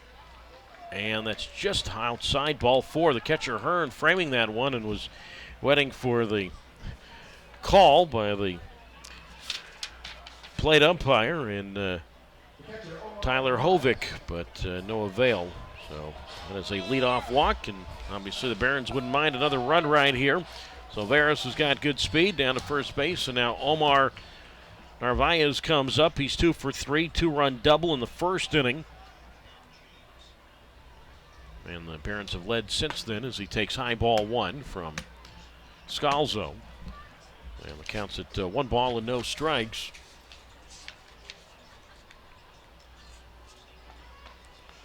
So 1-0 the count. Small lead at first by Veras, and the pitch, and that's in the dirt. Now Veras takes off for second, and the throw down is in time, and Veras is out with a slide. Throw taken by the shortstop, Howard, so 2-6. Again, that's a putout, not a stolen base. Yeah, it's just a putout because Veras was not intending to steal. So 2-6 on the putout. It's the second time tonight the Barons have had a runner erased via a putout, trying to go first to second. Gonzalez in the 5th inning, and now Veras here in the 8th. So much for that leadoff walk. It's now turned into 1 out and nobody on. 4-9-0 for Birmingham, 3-3-0 for Knoxville. Mentioned Scalzo, who was originally from San Diego. We saw the pitcher last night for Knoxville, Nick Hole. He and Scalzo were teammates at Grand Canyon, and Scalzo also played at San Jose State. The kick and the 2-0 pitch, and that's inside ball 3. 3 balls, no strikes. Scalzo, 5th year in the Cubs system. And last year, a pretty good year with Knoxville as he deals a strike on the inside corner. So 2 balls and 1 strike. Scalzo did not allow a single earned run with the Smokies in 26 innings last year. 3-1 pitch, and that's a strike called on the outside corner. So 3 balls and 2 strikes. That's right. With the Smokies last year, Scalzo 26 innings without allowing an earned run. 3-2 the count. And the payoff pitch upcoming from Frankie Scalzo Jr. Here it is, high leg kick, and Narvaez swings and he pops one up foul left side, strike 2. And that moves the count to 3 ball, or count to holds at 3 balls and 2 strikes. And Scalzo said, all right, well, enough's enough. I'm going to move up to AAA Iowa.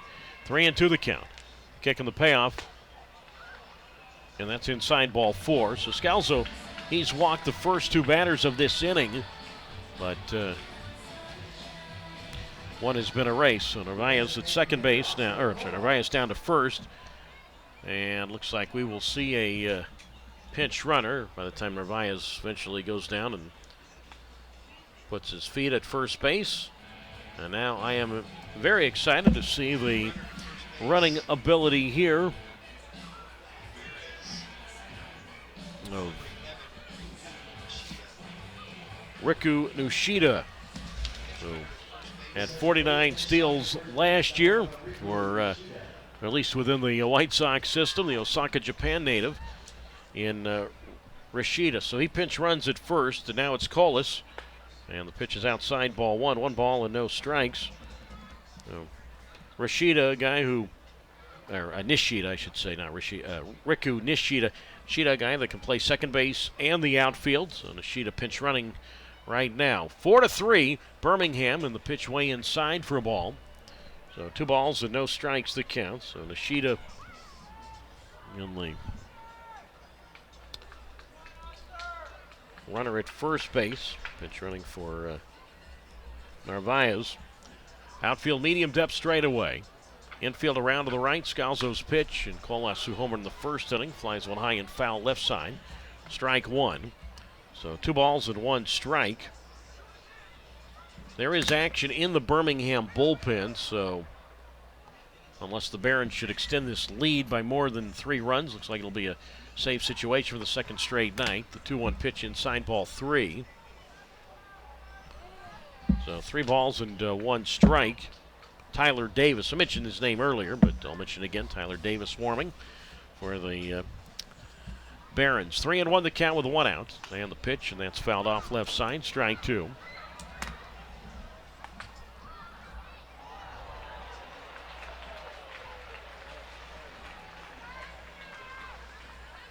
Count now at 3 balls and 2 strikes. But Nishida, Guillermo Quiros talking about Nishida, saying he is unbelievably fast, lightning fast. Turn throw over, and Nishida back safely with a dive. Talked to Nishida before the game, and in the White Sox drafted him out of the University of Oregon. He went to a junior college in Oregon, went right from Japan to a JC in the state of Oregon, then University of Oregon recruited him from the JC. There goes Nishida, pitch taken high, ball 4. So 3 straight walks allowed by Scalzo. Remember, one was erased when Veras was out trying to advance the second on what would have been a wild pitch. But it's still 3 straight walks, so Nishida to second, Kolas to first, and now Camaletti comes up. But important runners on right now. A 4-3 Birmingham lead in the bottom half of the 8th inning. And tomorrow, Sunday is a 4 o'clock start. Sunday fun day, pregame autographs, postgame kids. All you kids get to run the bases. Presented by Jason Gardner, State Farm, Pueblo Supermarkets, and Alabama Power. In the pitching matchup tomorrow for Knoxville will be right-hander Sam Armstrong, and for Knoxville, right-hander Riley Goins.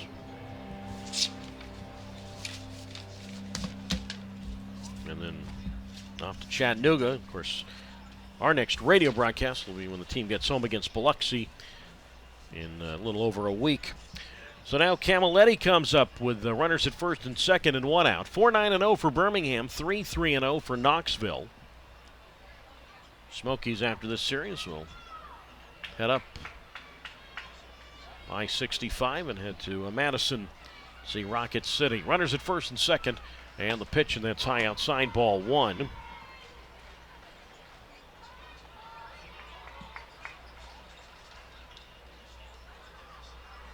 Well, 1 ball and no strikes the count. Big hole out at right center. Huge gap there. Camaletti, for 3 tonight after 4 for 4 last night, and he takes high ball 2 to Camaletti from Scalzo. So 2-0 the count. So Camaletti, well, he's not so concerned about 4 for 4 last night. I think he'd like to take 1 for 1 here in the 8th inning. Get a little insurance, the kick and the pitch. Camaletti takes, and that's low, ball 3. 3-0 now.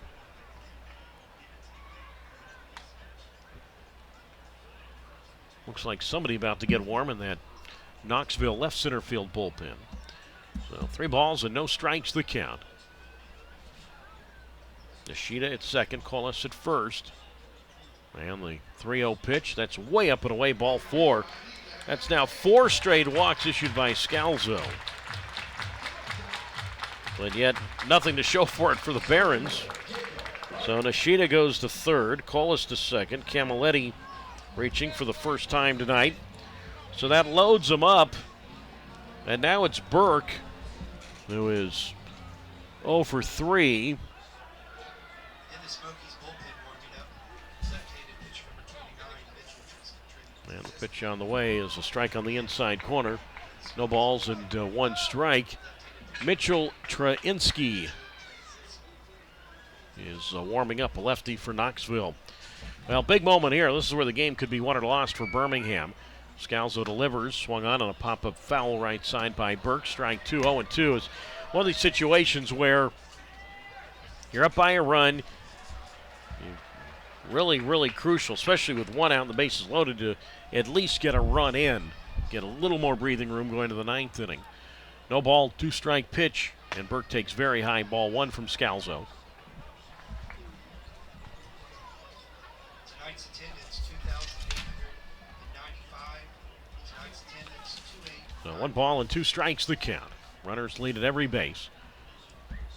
And the pitch on the way, and Burke swings and pokes one down the right field side, foul.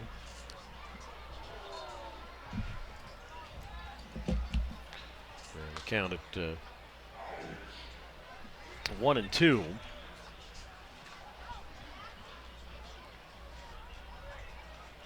1 ball, 2 strikes with Michael Turner on deck.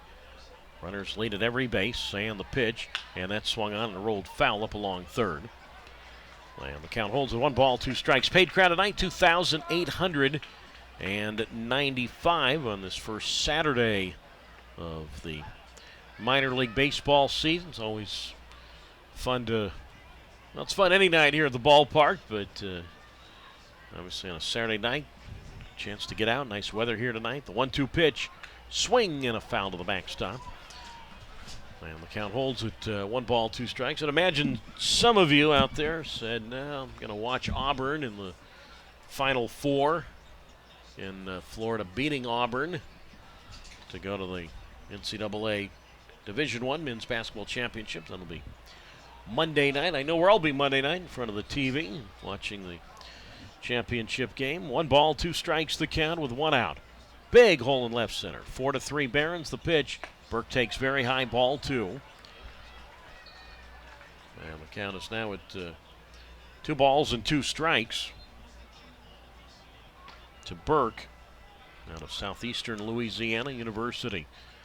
The kick and the 2-2 swung on, popped in the air, foul right side toward the roof. And the count again is at 2-2. So Nishida's at third base, Collis is at second, Camilletti is at first. Birmingham 4, Knoxville 3, bottom of the 8th inning. And the 2 ball, 2 strike offering, and Burke swings and misses strike 3, and he is out. So that's out number 2. First batter retired by Scalzo despite 2 outs in the inning. Again, 1 was made on the bases. And now Michael Turner in a big 2-out moment here.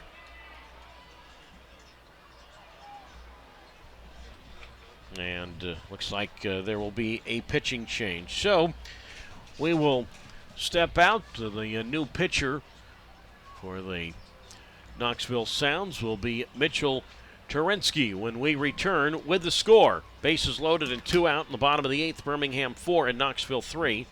Back in a moment on Jocks 100.5. Well, the new pitcher for the Knoxville Smokies, the left-hander, first appearance of the year, Mitchell Terensky, capital Tyrannski, 6'2", 215 pounds. And you got it, folks. He is from Birmingham. Birmingham, Michigan, that is. Sorry to get all of you folks, all riled up right there. Knoxville, they got a guy from Birmingham on their team. Well, yeah, they do, just not Birmingham, Alabama. But Terensky from Birmingham, Michigan. He's 27 years old. Played his college baseball at Michigan State. And he inherits a bases-loaded 2-out situation with the score 4-3 in favor of Birmingham. That's in Birmingham, Alabama. And Michael Turner stands in. He's 1 for 2. He's doubled, and he has walked. Outfield around to the left. So Nishida's at third. Collis at second. Camilletti at first. Nishida trying to distract Terensky, who takes his first disengagement. First time I've used that word this year. Because Terensky's a left-handed pitcher. His back is toward Nishida, so he can't really see Nishida. He's facing first base, the pitcher that is. Pitch to Turner outside, ball 1. 1 ball, no strikes. And, again, talking to the Barons manager, Guillermo Quiros, the other night, I said, well, a guy like Nishida, who has a lot of speed, will he have the green light to run at any time? He said, yes, he will. I don't know if that meant stealing home. The 1-0 on the way. And Turner takes outside, ball 2. 2 balls and no strikes.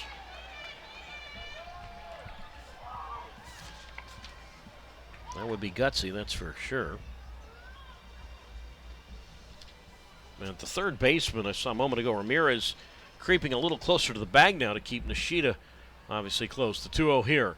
And Turner takes, that's a strike on the outside corner.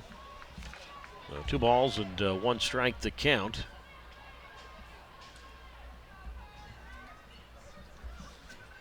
So 2-1 the count with 2 out. Outfield medium depth straight away. 4-3 Birmingham. Home half of the 8th inning. Davis done warming up. Felt like Davis has almost pitched a complete game in that bullpen by now. So we will, I think safe to say, see him in the next inning. Will he have more than a 1-run lead to work? Well, we'll find out momentarily. 2 balls and a strike to count to Turner. With runners at every base. And Turinsky set. Nishida dancing off third, the pitch, and Turner takes down the middle, strike 2. 2 balls and 2 strikes the count.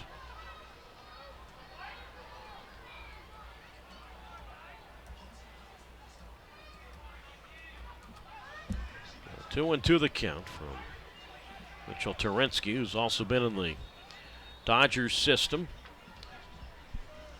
Runners lead at every base. 4-3 Barons. Nishida big lead at third. The 2-2.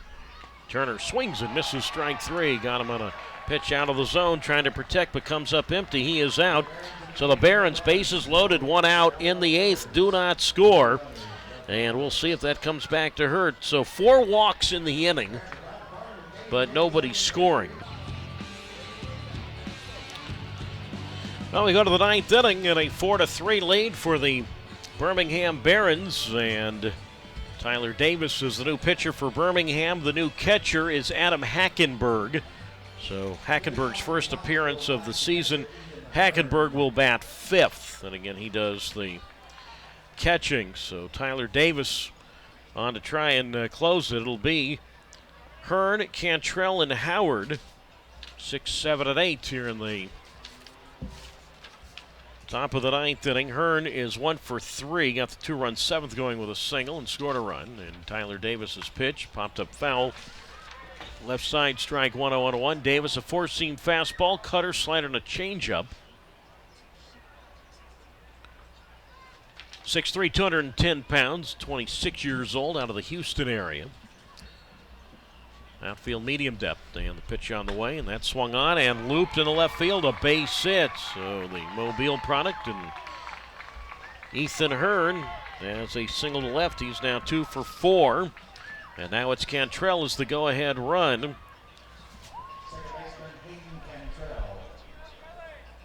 Harold Rosado tonight for Birmingham allowed 2 runs, both earned over 2 innings, 3 hits, 2 walks, 2 strikeouts.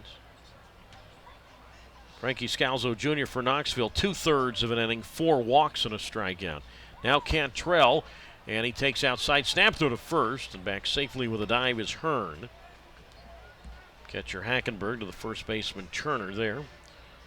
Cantrell 0 for 2 with a walk, so possible bunt situation. And remember, the Barons had bases loaded, 1 out in the 8th inning, could not score. So the 1-run lead, they're clinging to it as the pitch here, and that's swung on by Cantrell and fly to left field. Gladney going back, still going back, and this ball bounces over his head, 1 hop to the wall. Being waved to the plate is Hearn. Here is the relay from Bergoya, and not in time, and this game is tied at 4 on an RBI double by Hagen Cantrell.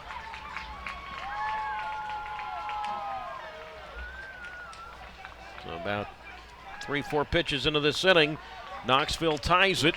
And we talked about the importance of the Barons getting that insurance run in the 8th inning. Bases loaded and 1 out, and couldn't cash in. So Cantrell, 2 RBIs last night, now an RBI double tonight. 3rd RBI of the young campaign for Cantrell.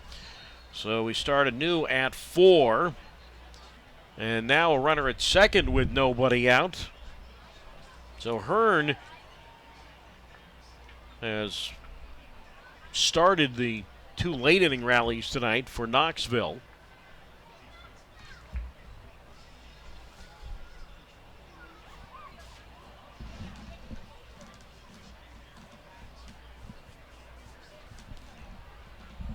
And now it's Howard, who's 0 for 1 with a walk and with 2 walks and a run scored. And the pitch on the way to Ed Howard, and that's outside ball 1. And the count's at 1 ball and no strikes. I mean, well, too late now. I mean, I know folks has to be here in the 9th inning, but the Barons walked 4 times in that 8th, but did not score. You don't see that very often. The 1-0 pitch, and Howard takes a strike on the outside corner. 1 ball and 1 strike to count from Tyler Davis, who was signed by the White Sox system last year. 4-4, top of the 9th inning, so we'll definitely have a bottom of the 9th now. 1 ball, 1 strike pitch, and Howard a pop-up foul right side, 1-2. So Howard's job here, obviously, to try and advance Cantrell to third with less than 2 out. Nobody out right now. 4-4, top half of the 9th inning.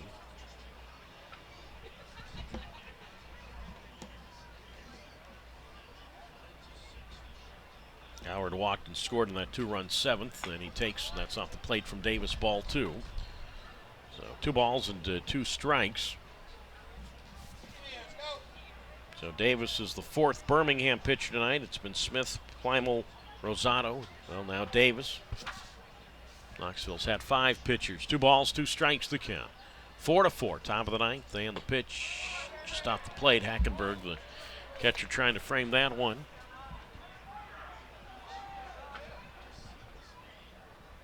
And that's ball 3. So 3 balls and 2 strikes. So 3-2 the count. Davis delivers the payoff, and Howard swings on a high pop-up foul third base side. That'll reach the seats. So 3 balls and 2 strikes from Tyler Davis, who was signed out of the MLB Partner League last year, the Pioneer League, a season ago. For Tyler Davis, plays college baseball at Sam Houston State. There goes Cantrell. The pitch, swinging a foul to the backstop. Boy, Cantrell is going to take matters into his own hands right there to steal third. And Howard keeps the at-bat alive. And 3 balls and 2 strikes. Yeah, Davis, 4 years at Sam Houston State.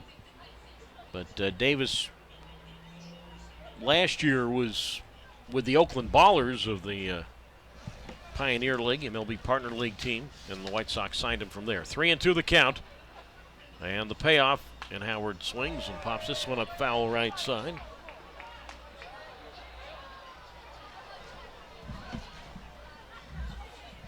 Count remains at 3 balls and 2 strikes, with Wogu waiting on deck. So Davis certainly needs a strikeout right here. Really anything to prevent Cantrell going to third with less than 2 out. 3 balls, 2 strikes. 4-4, top of the 9th. The kick and again the payoff.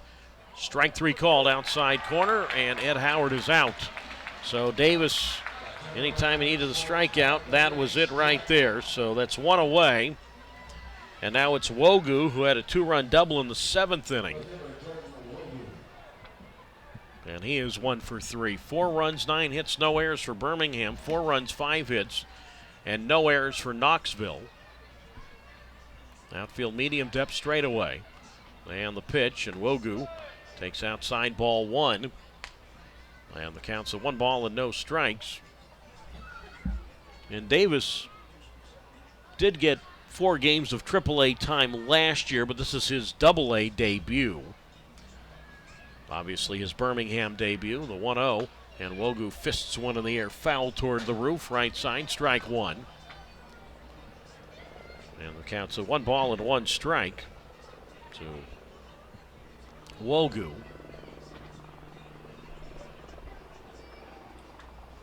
Second baseman Gonzalez trying to keep Cantrell close. 4-4, top of the 9th. Davis ready to go, delivers, and that's way outside. Good save there. You know, it's one of those, hear the expression, things that don't show up in the box score, but that was good backhand grab there because that ball gets past Hackenberg.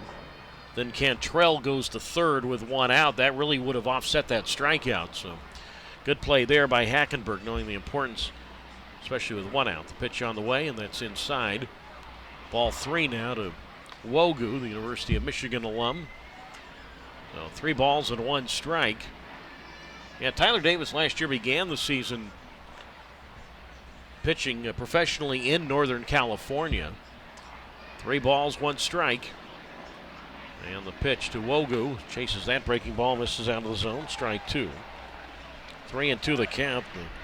The new pro team in Oakland, now that the A's left, there's still professional baseball in that city. And Davis began last year, as I said, with a team called the Oakland Ballers, but then the White Sox signed him from there. Cantrell dancing off second to 3-2, and Wogu takes inside ball 4. So now it's first and second in the top of the 9th inning. Game equal at 4. I believe both bullpens quiet right now. I'm a long way from the bullpen. Yes, folks, I do use binoculars, but I'm still a long way from the bullpens here up on the third floor in Regions Field. So now for the 5th time tonight, Knoxville will go to the top of its order for the first baseman, Jalen Palmer. He is 0 for 3. He's been hit with a pitch, and he has scored. Well, this does set up a possible double play, at least a forced double play, as Tyler Davis delivers.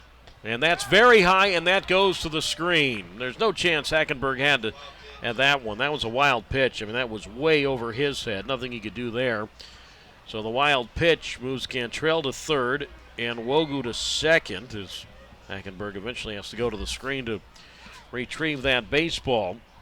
So much for, as I said earlier, not having a runner at third and 1 out. Now there is a runner at third and 1 out. There's a runner at second and 1 out, and this forces Birmingham to bring the infield in. The count to Palmer is at 1-0. Davis's pitch, and Palmer a swing and a miss. Strike one. 1 ball, 1 strike. So the infield in, outfield now in a few steps. In case of a play at the plate, you got a speedy runner at third and Cantrell. So once again, Davis really in need of a strikeout here. The count's at 1-1. He kicks and delivers, and Palmer takes, and that runs inside ball 2. And the count to the New York City native, and Jalen Palmer is at 2 balls and 1 strike. With Pedro Ramirez on deck. Turner well off the line at first. The kick on the 2-1. Swung on a pop-up foul to my right onto the roof. I always wait for the and anticipate hearing the ball land on the roof. Okay, pop-up foul, and then boom, there the ball hit the roof.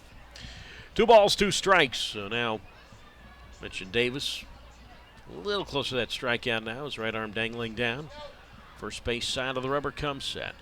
2 ball, 2 strike pitch. Swing and a miss, strike 3. Fastball gets Palmer, so he challenged him with a fastball, and Palmer comes up empty. Second strikeout for Davis. So now 2 out. Infield can move back, and now it comes down to Pedro Ramirez in the top of the 9th inning with the game tied at 4 between Birmingham and Knoxville.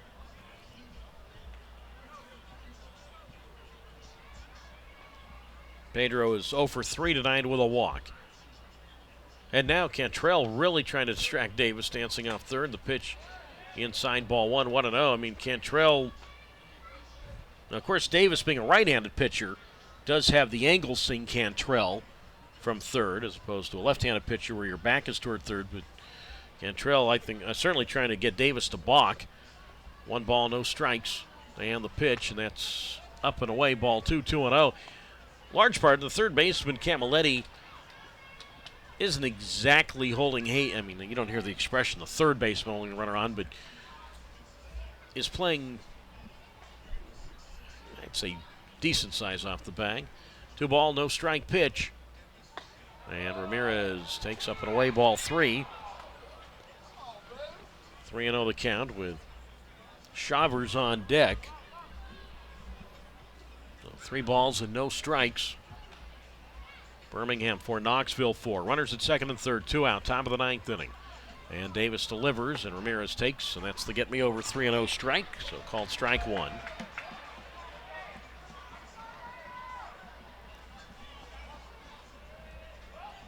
So 3 balls and 1 strike to count.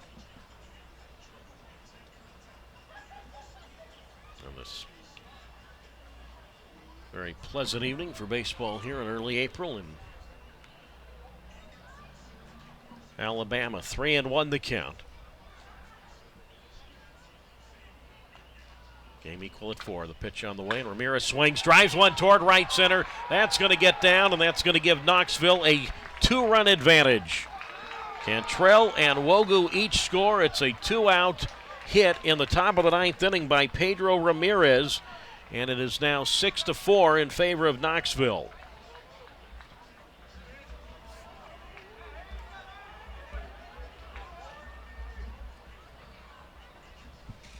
Now that ball perfectly placed out toward right center. Eventually the right fielder in Veras got to the ball. So Ramirez now 3 RBIs in the young season, and tough break right there.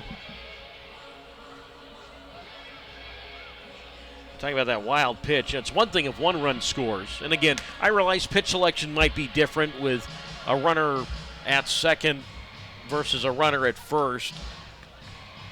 But because Cantrell would have scored no matter what. But regardless, we've touched on it, but the fact that the Barons had a chance for some insurance in the bottom of the 8th inning and couldn't cash in, and that really looms large right now. So it's a 3-run top of the 9th inning for the Smokies, whose bats were quiet much of the night. Now it's Chavers. There goes Ramirez. He takes outside through the second. Ramirez is safe with a dive. Shortstop Bergoya taking the throw from the catcher Hackenberg.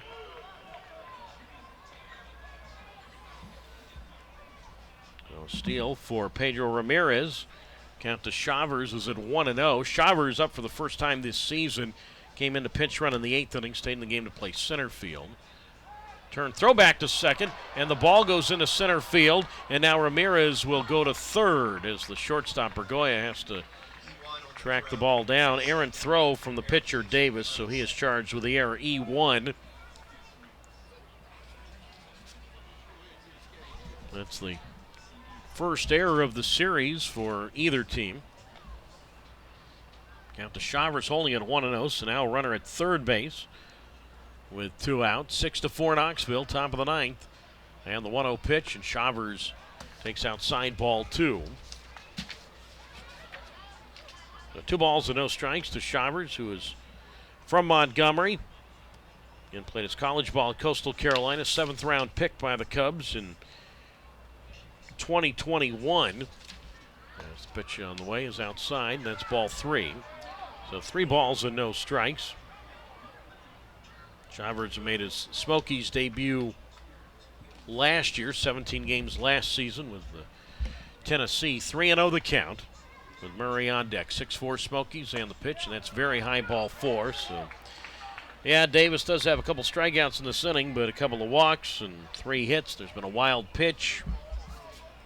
And on top of all of that, that is going to be all for Davis. So, not quite the bullpen, I don't want to say effort. The effort is there, but just not the results tonight by the Birmingham bullpen. Certainly different group of pitchers tonight. So we'll step out. Pitching change here.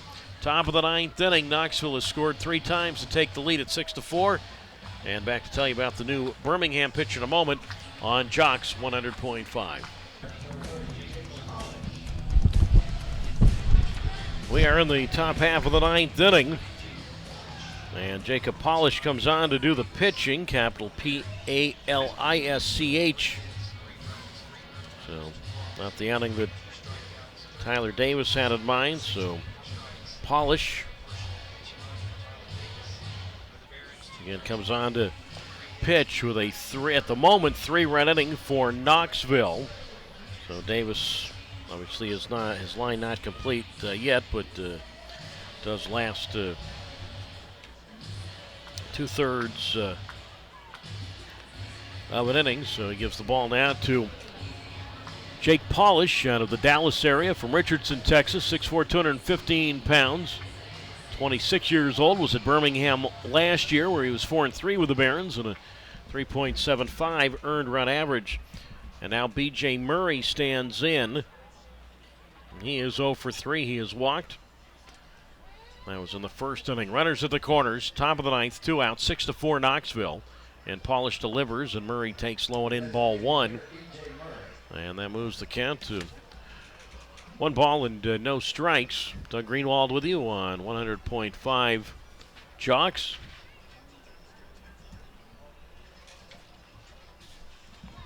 As Polish delivers, and that's in the dirt. It gets away from the catcher Hagenberg. The throw home, and out with a dive is Ramirez. Good hustle by the catcher Hackenberg, and good hustle by the pitcher and Polish to get to the mound, or get to the plate to apply the tag on Ramirez, who is out. We go to the bottom of the 9th inning. Last chance for Birmingham. 6-4 Knoxville. Top of the Birmingham order for the 5th time for William Bergoya. And the Barons shortstop fouls into the backstop, strike 1. No balls and a strike. Bergoya, Gonzalez, Gladney against the left-hander in Mitchell Terensky, who came on and got a big strike out of Michael Turner to end the 8th inning. The 0-1 pitch, and Bergoya takes up and away, ball 1, 1-1. Well, we'll see. Last night the Barons were able to erase a 4-run deficit and came back with 5 runs in the 7th inning to take the lead for good. Well, we'll see if they got some 9th inning magic on Magic City Saturday, the 1-1. And that's high ball 2. 2 balls and 1 strike. Tyler Davis tonight for Birmingham. 2/3 of inning, allowed 3 hits, 3 runs all earned. 2 walks, 2 strikeouts, and a wild pitch. 2 balls and 1 strike to Kent. To Bergoya, hitless in 4 tries tonight. So 6 runs, 6 hits, no errors for Knoxville. 4 runs, 9 hits, 1 error for Birmingham. Crazy how baseball works, which makes it different than a lot of sports. 2 ball, 1 strike delivery, swing and a miss, strike 2, 2-2. I mean, the middle portion of the game, you'll recall from the, I say middle portion, really from the top of the 2nd through the 6th. Knoxville had no base runners. The 2-2 here reached for and a foul to the screen. In other words, the first 2 batters in the top of the 2nd reached for Knoxville, but after that, 15 straight Smokies were retired. And all the scoring in the early part of the game was done in the 1st inning. A bunch of zeros for a while after that. The 2-2, and Bergoya golfs this one foul to the left into the seats, and the count remains at 2 balls and 2 strikes. But Birmingham has been stuck on those 4 runs since the 1st inning. I mean, you think about it, yeah, 4-run first is nice, but that was the problem. It was the 1st inning. Since then, bats have been quiet. The 2-2, swing and a miss, strike 3, pitch on the outer half, and Bergoya is out, 1 down. I say bats have been quiet, not so much quiet, the Barons haven't scored necessarily. So 1 away, and now here is the second baseman, and Jacob Gonzalez, who is 1 for 3 with a single. 1 for 4 with a single. But the Barons, I mean, they've had base runners all night except for 1 inning. Only once they've been retired in order. Gonzalez takes outside ball 1. 1 ball, no strikes. And the Barons have left 8 runners on tonight through the first 8 innings. Well, remember, Gonzalez gets on, then you got the power coming up. You got Gladney, you got Veras after that. 1 ball, no strike pitch, and Gonzalez takes inside ball 2. So 2 balls and no strikes from Terensky, and the Michigan State alum. Outfield well around to the left, big hole in right center. And Gonzalez found that hole last night. Like to find it here as he takes, and that's a strike on the inside corner. 2 balls and 2 strikes. If Knoxville finishes this game in the 9th inning, in other words, wins the game in the 9th, Terensky would have the win. So I guess it will only be appropriate that a player from Birmingham, Michigan, gets the win against the Birmingham Barons tonight. The 2-1 on the way. Gonzalez a foul to plate. Strike 2, 2 balls and 2 strikes. Terensky, 12th round pick by the Dodgers in 2019 out of Michigan State. 2nd year in the Cubs system. Just a little pinch of time last year with the Double-A Tennessee. 2 ball, 2 strike pitch. Strike 3 called. That was right there on the outer half. Gonzalez caught looking, 2 down. So Terensky has come in and has struck out all 3 batters. And now DJ Gladney comes up again tomorrow. 3:45 pregame, 4 o'clock first pitch to finish the first series of the year. We'll have it for you right here on 100.5 Jocks for Sunday Fun Day. So now Gladney comes up. Nothing he can do to tie the game. He's 3 for 4 tonight. And he takes a strike on the inside corner. 0-1. Right-hander Sam Armstrong for Knoxville. Right-hander Riley Goins will get the baseball for Birmingham. Outfield medium depth and straight away. And Terensky delivers, and Gladney trying to keep the game alive. And he takes outside ball 1. And the count's at 1 ball and 1 strike. Well, somehow Gladney can scratch out any old way to get on base. You got the powerful Veras on deck, the 1-1. And DJ looks right down the middle, strike 2, 1 ball, 2 strikes. So now Birmingham is down to its last strike. Or what is the count here? Scoreboard has 2-1. All right, we'll go with that. So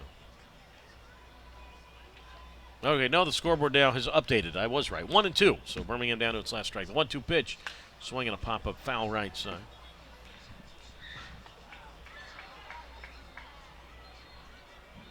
Count holds it. 1 ball and 2 strikes. 1-2 the count to Gladney, and the pitch, and DJ swings and misses strike 3, and the ball game is over. So tough loss tonight as the Knoxville Sounds get their first, Smokies get their first win of the season. So happy group of gray and blue uniforms out there to shake hands around the mound. And how about the left-hander in Mitchell Terensky? Faces 4 batters and strikes all of them out. And tough loss for the Barons, who fall tonight 6-4. Nothing across in the 9th inning. Final score this evening, Knoxville 6 and Birmingham 4. I will be back with the postgame show in a moment.